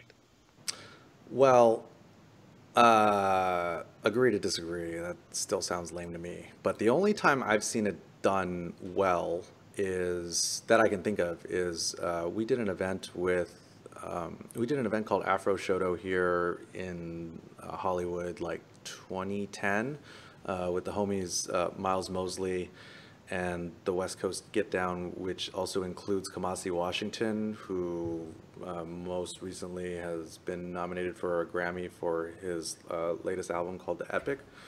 And what we did then was basically muted. I mean, they have a full, you know, they're like a full, you know, jazz band, and we muted the game music, and they played the music while the players were playing, and it was fucking dope. Other than that, I haven't seen it done well, and you know, it was something that I've been thinking, you know, that I've been kicking about it around in my head for our events, such as bar fights. Like, oh, maybe it's possible to integrate music in a non-cringy way. I mean, I think theoretically you could. It doesn't need to be integrated. I don't know. Maybe it could be integrated, but you could theoretically, depending on the place that you did the event, have a musical act or acts for the after part. Let's say the after party. So it's like, okay, the tournament's done. Like, you guys can go home, or we can, or you know, there will be music and you guys can party. The problem is that there seems to be a huge disconnect between people who are making these decisions at esports events and taste, and the gap is larger than It's huge. real. It's fucking huge, bro. Yeah, You can't even see it. yeah, it's so big. I mean, it's just It's just so big. It'll never get old seeing the reactions to it though. Like I love when they do the cutaways from the artist to the crowd. Oh yeah, And like nobody there's always like some awkward reaction where like everyone's on their phones, or like that kid at the Overwatch League who kind of just stared down the camera like DJ Khaled was performing. Like, oh my god, all that stuff is just, it's almost like an iconic part of like the show now. Like you go to an esports tournament, you get the cringy musical opening act, and then you go into the games. I mean, here's a possible exception that I haven't seen done yet. I don't know if you would want me to put his business out there, but one of the guys I know works closely with like K-pop groups. I don't keep up with any of that stuff at all because I'm old and out of touch. But it seems like it could be theoretically possible to have some like K-pop groups that were performing, and there's theoretically a lot of crossover between K-pop and esports and gaming people, because I mean it definitely seems like the same crowd to my untrained eye. So theoretically I could see that working maybe, but certainly a long ways away. I mean, how long do you guys think it really took for the Super Bowl to have, for the halftime show to become such a spectacle? I mean, they probably did A good amount of time. yeah, a bunch of It took time. a good amount of time. Yeah, and I'm sure, Yeah, sure. I'd be interested to see the first Super Bowl halftime show and see if that was like, cringeworthy. See if the football fans were like, "What the fuck is this?" Like, yeah, Get back to the games. yeah, but not to say it can't be done. I mean, it's certainly within the realm of possibility. It's just so. It's a very steep hill to climb at this point. Yeah, true that. All right, let's see. There was something less cringeworthy coming out of Europe recently, which was TwitchCon Europe, which was this past weekend in Berlin. They announced a bunch of features that seemed like maybe kind of went under the radar, but maybe I've just been out of the loop. So they're working on discoverability, which is obviously long overdue, according to a lot of people. They're going to change directory sorting so that you can sort by lowest to highest viewers, most recently started streams, or by channels that the Twitch cops think will be most relevant to me. There was also more stuff about the Twitch Rivals thing, which I was not really familiar with. And Bounty Boards expands. This is the place where streamers that fancy themselves influencers can go to link up with sponsors right from the back end of the dashboard. I don't see any of this coming down the pipe for me, coming down in my dashboard, but I think I needed to enable something. I don't know. Yes, you did. There's a box I needed to check or something, and then maybe I'll be on it too. But the biggest thing that I thought was the most notable improvement was that Twitch is going to start paying out 15 days after the end of the month instead of 45 days, which is certainly a welcome change for anybody who can meet or exceed that $100 threshold. So, yeah, pretty interesting developments. Well, you know what? You're right. The biggest change is the 15-day net payment, and that's all cool. I think the updates they announced were great, and blah blah blah blah blah. Whatever. You know what? The only thing that I came out of after this conference is that Twitch CEO Emmett Shear is one of the least charismatic CEOs for a major gaming or tech company in the whole fucking world, and that is saying a lot given the current CEOs of major tech and gaming companies. I just could not care what he is talking about fucking ever when he takes the stage. Him and his weird ass bow tie that he wears every single time he does one of these Twitch keynotes freaks me the fuck out. And what he says just completely falls on deaf ears, no matter what cool things he has to say. There is no presence on stage. There is no charisma. DJ Wheat does the thing so much fucking better every single time that he does a TwitchCon keynote. And the difference is just so striking between the two. Evan Shear is CEO. It's his fucking company. You know what? Please give me something, okay? Steve Jobs was a fucking icon. You know, people listen when Bill Gates fucking talks to you.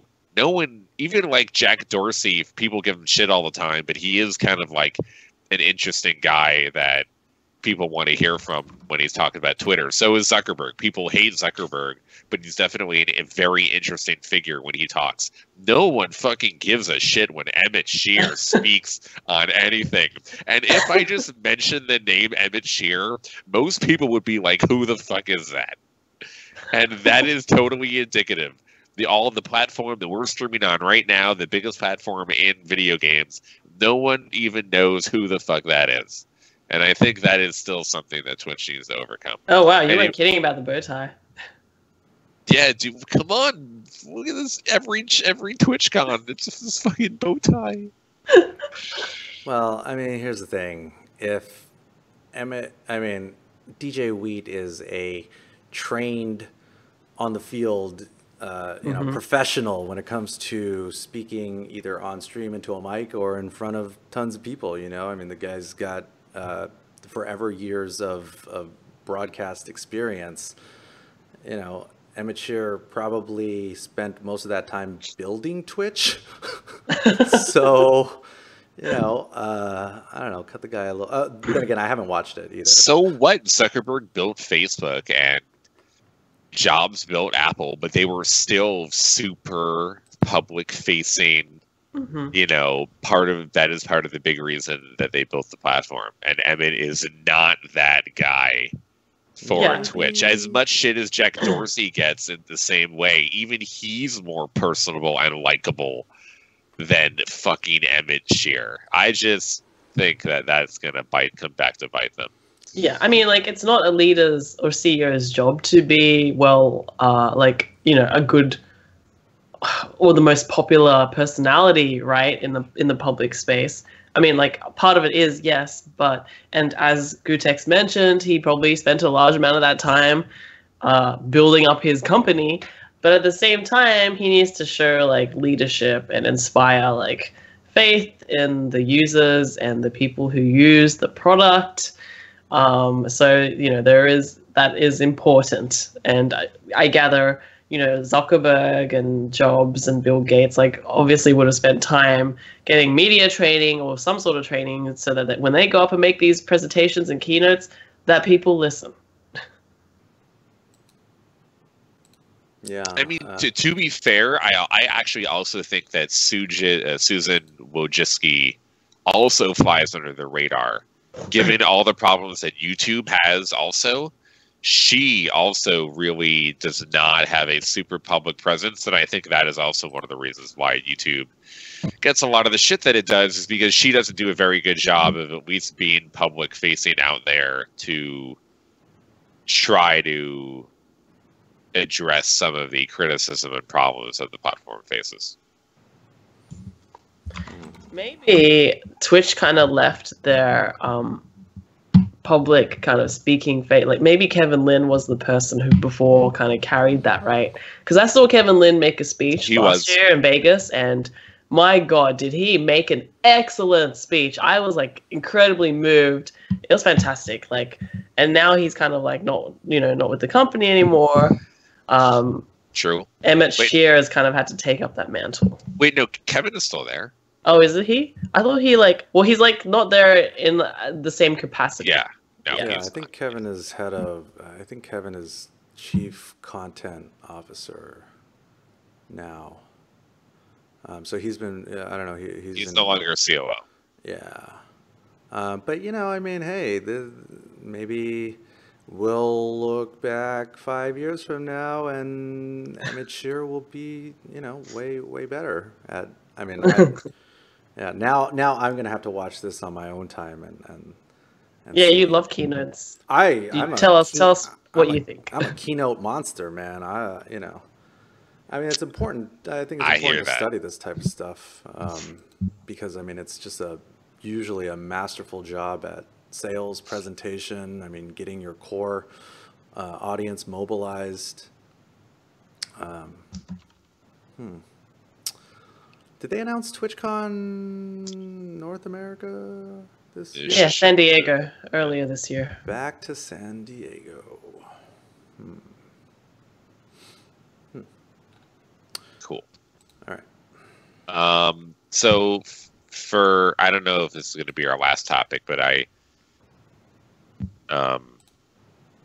I think we should definitely end on a fun note and talk about symbolism, and if how it applies to video games, and if we're all a bunch of alt-right Nazis. That seems like a fun topic to end the show on. Okay. Don't you think? All right. Yeah. Okay. All right. Do we not want to talk about the cosplayer ban from Twitch? Okay, we could. I mean, at least the Overwatch League one directly is related to esports. The cosplayer one.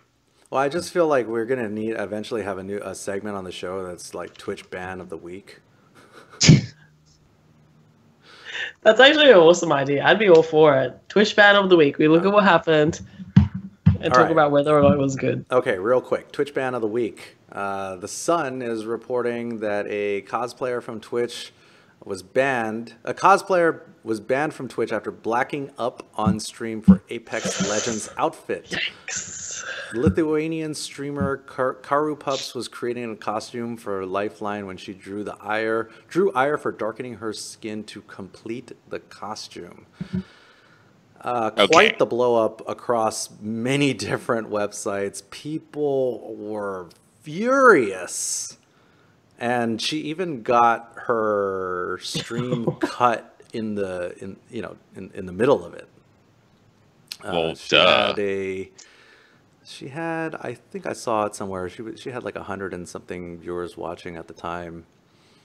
And now, at the same time of there being people furious, this post, as when tweeted by Keemstar, is the #1 post on Livestream Fail, and the majority of those comments are defending her and attacking the quote-unquote SJW liberal left who makes a big deal about everything. So she is also the next pariah for alt-right conservatives in terms of the narrative of the left always complaining and whining about everything and being offended by everything. This is only the next thing here. So here's what I've really looked at this. I've heard about this topic a lot.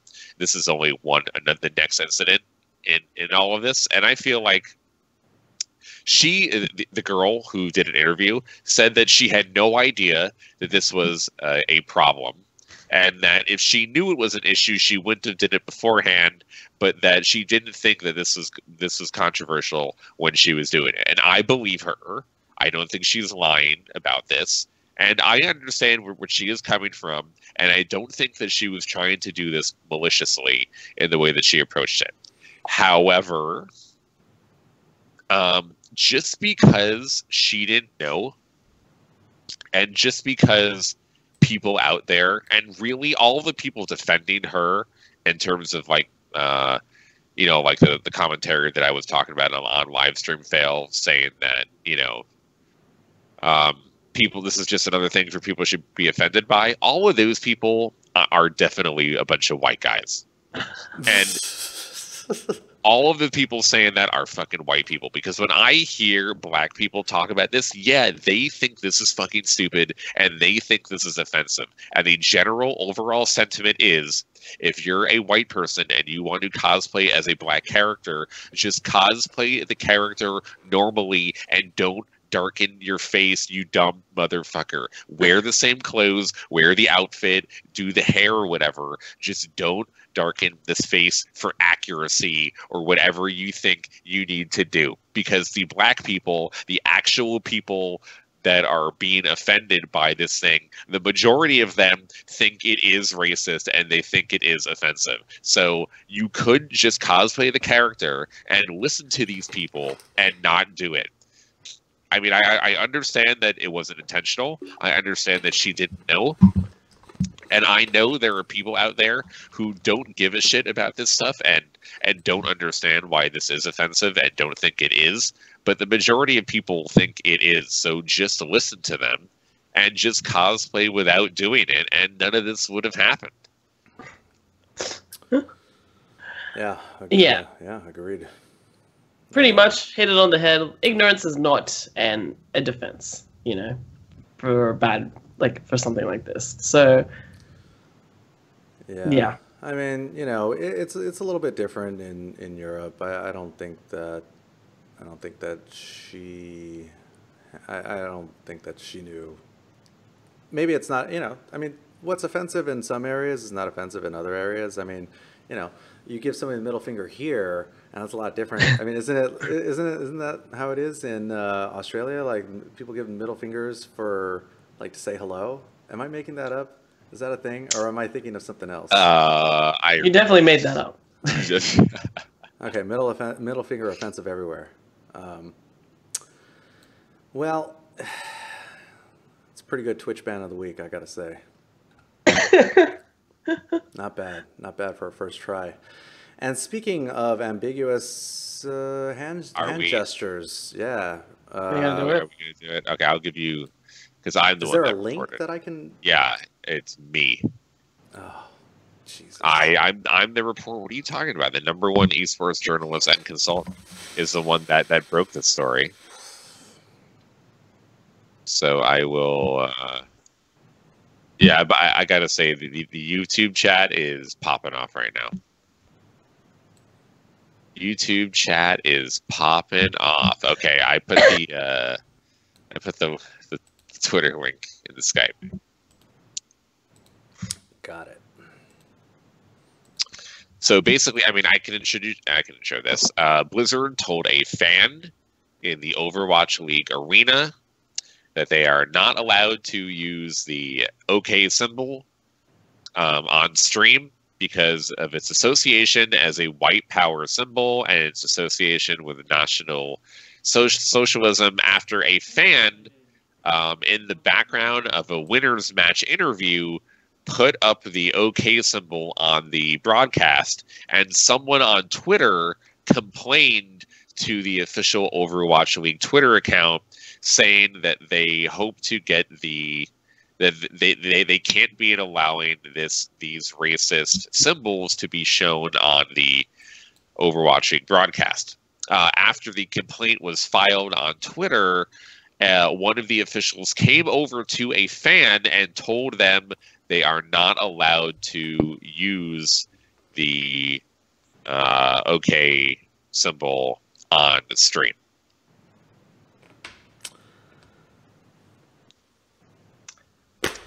I learned something new. I learned something new about this. Like, this whole thing.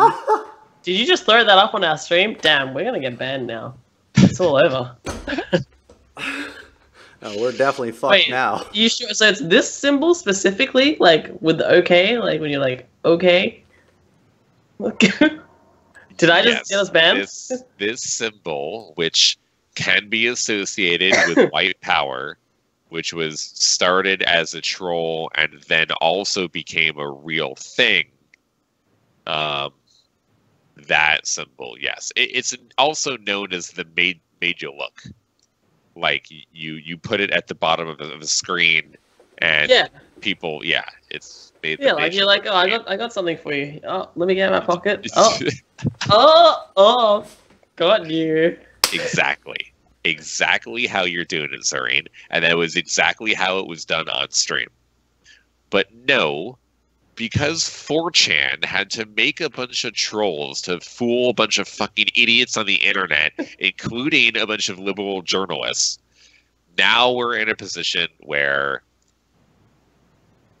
4chan trolls and a few actual racists made everything worse. Because, yes, the Christchurch shooter who killed over 50 Muslims, not that many weeks ago on live stream, also flashed the symbol in court after he was arrested.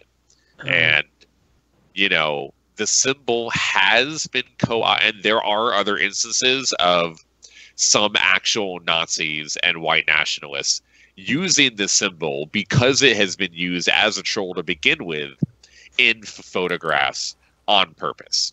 And that is a real thing. And that is how we got here now. But to let a very, very tiny percentage of actual Nazis and racists, and even a little bit more than that, a bunch of trolls, co-opt a normal symbol like OK or the Made You Look game is fucking ridiculous. And this is one of those instances where people who think I'm being like a dick by defending these people are out of their goddamn minds. Every time that you get I had two different people. I had one person equate the OK symbol to the Nazi armbands that the Nazis wore on the sleeves of their shirts with the swastika, and I had another person equate it to like calling Asian people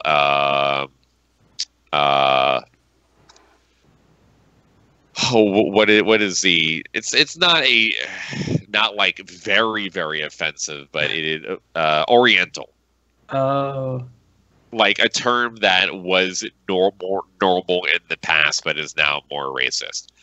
And for me, neither of these examples are good at all, especially comparing the OK symbol to the fucking swastika. No, the OK symbol is not a swastika. All swastikas are known as Nazi and white nationalistic symbols. The majority of the OK symbol and Pepe the Frog are normal memes, like Feels Bad Man and Feels Good Man and Made You Look and OK and the symbol that the divers use when they go scuba diving and all that crazy shit. And a tiny percentage of them are racist memes. And every time that you won't use fucking Pepe the Frog or the OK symbol because a tiny amount of people are being racist dipshits, you've let them win. Mm-hmm. And this is just another example of Blizzard giving in to idiots and assholes and trolls and letting them dictate normal people's lives. Yeah. I mean, I definitely wouldn't have known about the OK symbol being used that way if like this whole thing never happened, and now we're here discussing it, and we're kind of spreading the use, and Blizzard kind of like Barbra Streisand affected, the whole thing by banning the symbol from use and also giving this fan who used it, a warning, who didn't even know in the first place what was wrong or what the problem was. So yeah, I just feel like Blizzard, like, I understand that they're trying to do like the best for their broadcast, but I feel like in this case, they've kind of done it the wrong way, and they've given this, the trolls more power, as you say.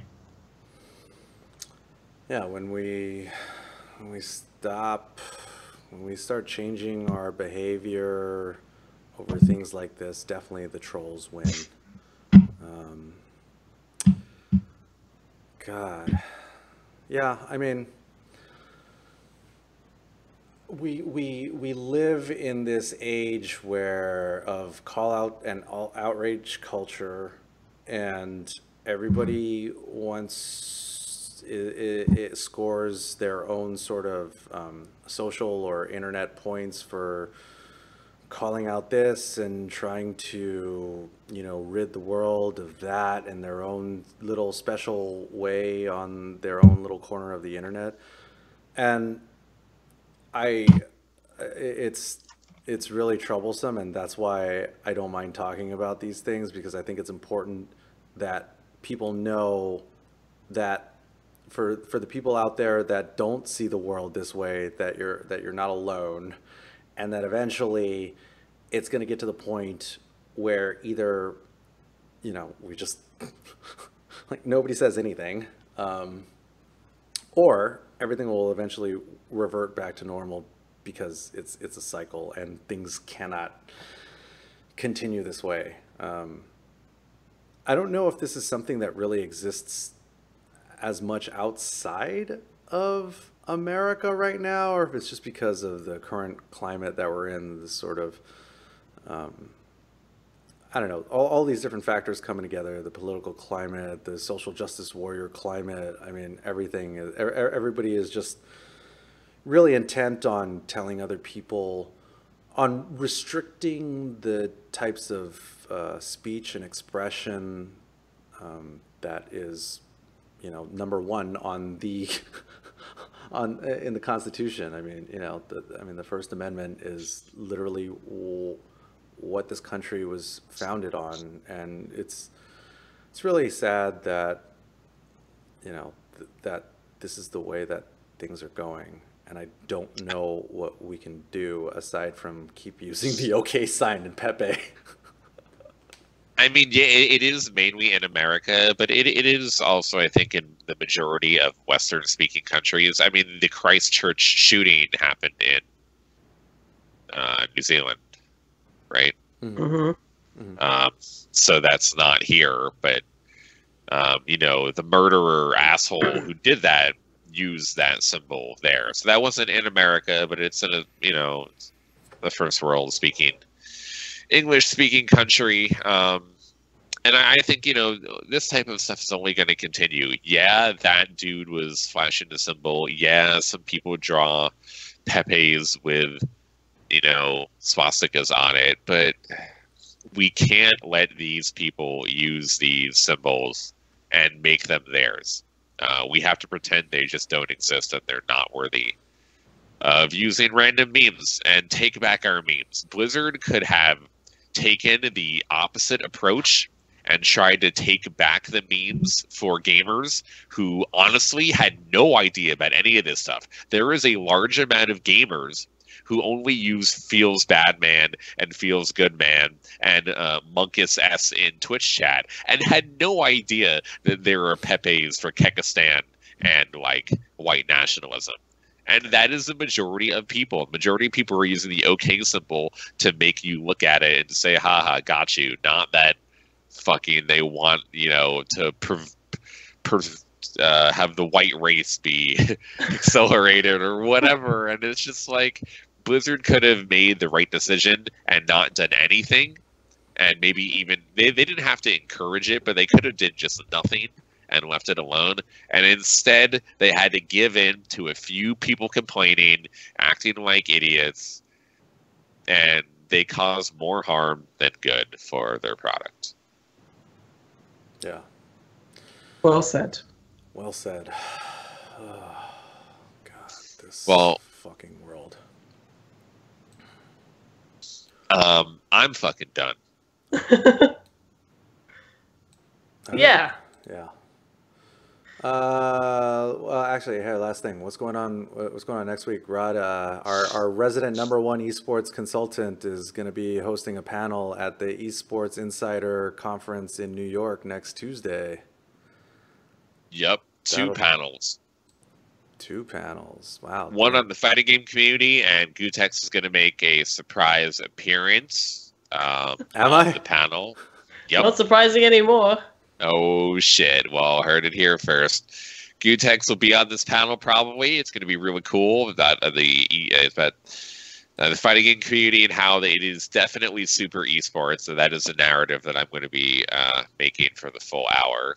And then I am going to be doing a panel with Sir Scoots, who has beef with me, and we don't like each other at all. What? So that's going to be Shut up. that's going to be Yeah, how did that Shut happen? up. How Shut did up. you two end Wait, up on a panel together? wait. What? Yeah, Surf Scoots can eat a dick, and I can't wait to tell everyone this while we're on the panel live in front of people. I think it'll be very entertaining, and I have no problem saying that in person in front of people. So that's going to be the real shit to watch.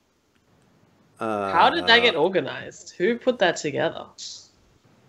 Good job, ESI. I guess they don't know about the esports beefs that happen in the scene. Nope. So It should be fun. Okay, so where can we watch? Can we watch? Well, actually, Chad brings up a good point. Will there be another NBA 2K moment there? You know what? I mean, it was viewed a hell of a lot of times on. It's been the most viewed NBA 2K thing the entire season. So you know what? Maybe we'll get some good content. Hey, maybe that's what ESI wanted. They're either geniuses or incredibly stupid. And I'll tell them to have good production this time. No cutting away like little bitches. Wait, so it is going to be streamed, or what's the? Yeah. Oh damn! We Ooh. have to watch that. Ooh. I'm gonna get that clip ready so fast. Good. All right. Well, that's all right. Put it in a live stream fail. That sounds all right. Well, I'll be tuning in for that. Yeah, I don't actually know if I'm going to be out there. Get these guys to bring me out there. They're not paying me either. Okay, they're not paying anybody.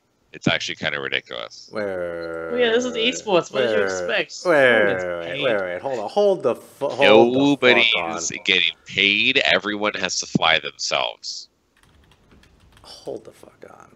Seriously. Okay, see, Are you actually surprised by this, Ryan? Come on. Yeah, I was having a conversation with somebody, and then I'm going to highlight this conversation right here, because they didn't believe me that people weren't getting paid and probably were also not getting flown out. Yeah, no flights or pay. Register now. $459 for ESI New York 2019. And you try to tell me that they're not paying, Yeah. they're not paying you? Yep. And I made sure that no one else is getting paid. You thought it was just you at first? How did you make sure you took away their deals or something? I asked every single person. I'm like, you're all making $0, right? And you're all flying yourself, right? I'm like, okay. Are you sure that they didn't all you? that everybody's not getting paid except for you, and they just had like a don't tell Rod clause in their contract? If that's the case, then there will be 2 less panels to be happening at the ESI conference. So we're going to be making sure that nobody's getting paid. Huh. Interesting. Okay, so where do people watch if they want to see the showdown between Sir Scoots and Slasher? I don't know. Esports Insider, Twitch. I don't fucking know. Honestly, I don't know. I don't know. Some shit. Well, now I understand why you didn't really care, since they're not actually engaging the services of the world's #1 esports consultant. They're merely just sort of giving you a platform. Yeah, which I don't care, but it should be fine. Should be fine. All right. Okay. Cool. Well. Yeah. What do you do? What do you do next week? What are you doing this week? I mean, I looked at the to be honest, I looked at the panel and I was like, well, this is sort of skewed towards people who are either in New York or people who would, you know, have somebody else pay for them to go to New York. Totally. 100%. Part of which makes me I'm a little, I'm a little triggered. You're a little triggered, huh? SJW gootecks here. SJW PogChamp. Get your SJW pocket PogChamps. Look, I ain't not a social justice warrior. I am an FGC justice warrior. Okay. Ooh, that's what I'm talking about. That's the only social that I care about. So, the other thing is there's the GamesBeat conference here in LA, in downtown LA, the same day, which, okay. You know, I mean, it's when the website. I think the website. I'll just show you guys here. Hold on, let me show you guys real quick. This is good. GamesBeat. GamesBeat April. Oh, here it is. GamesBeat Summit 2019. I was on a panel maybe like 2 or 3 years ago at GamesBeat, which was cool. But then I saw. Oh, they can see that. Yeah, Zorine's got her fucking day job to go to. There was something. Oh wait, here it is. This is a director level and above event, limited to only 350 attendees. This allows for intimate conversations and deal making, which is unique to the gaming event industry. Did they pay you? I looked. Okay, here. You tell me, Rod. You tell me. Here, look at. You think they? Wait, what was your question? Oh, if they. Rod was like, what, they paid these people? Yeah. Yeah. Did they pay you? Oh my god, are you kidding me? No, these people probably came through via like their companies probably sponsored or paid for a spot to speak at this thing, if anything. Yeah, that is how it works. That is 100% how these conferences work. It's always the way that these conferences work. It's nothing new. It's kind of stupid. Well, it's a really fucking good hustle if you ask me, because $9.95 gets you in the That's door. more like it. Oh, what you're saying? So what you're saying is that if Esports Insider had charged $9.95, that they'd afford to pay Rod? I doubt it. They probably keep that money for themselves. Yeah, she's right. And it's just enough to pay me. The extra $400 per head is just enough to pay my fee. Hey Ryan, I'm dying too. All right, Your guys. co-hosts are dying.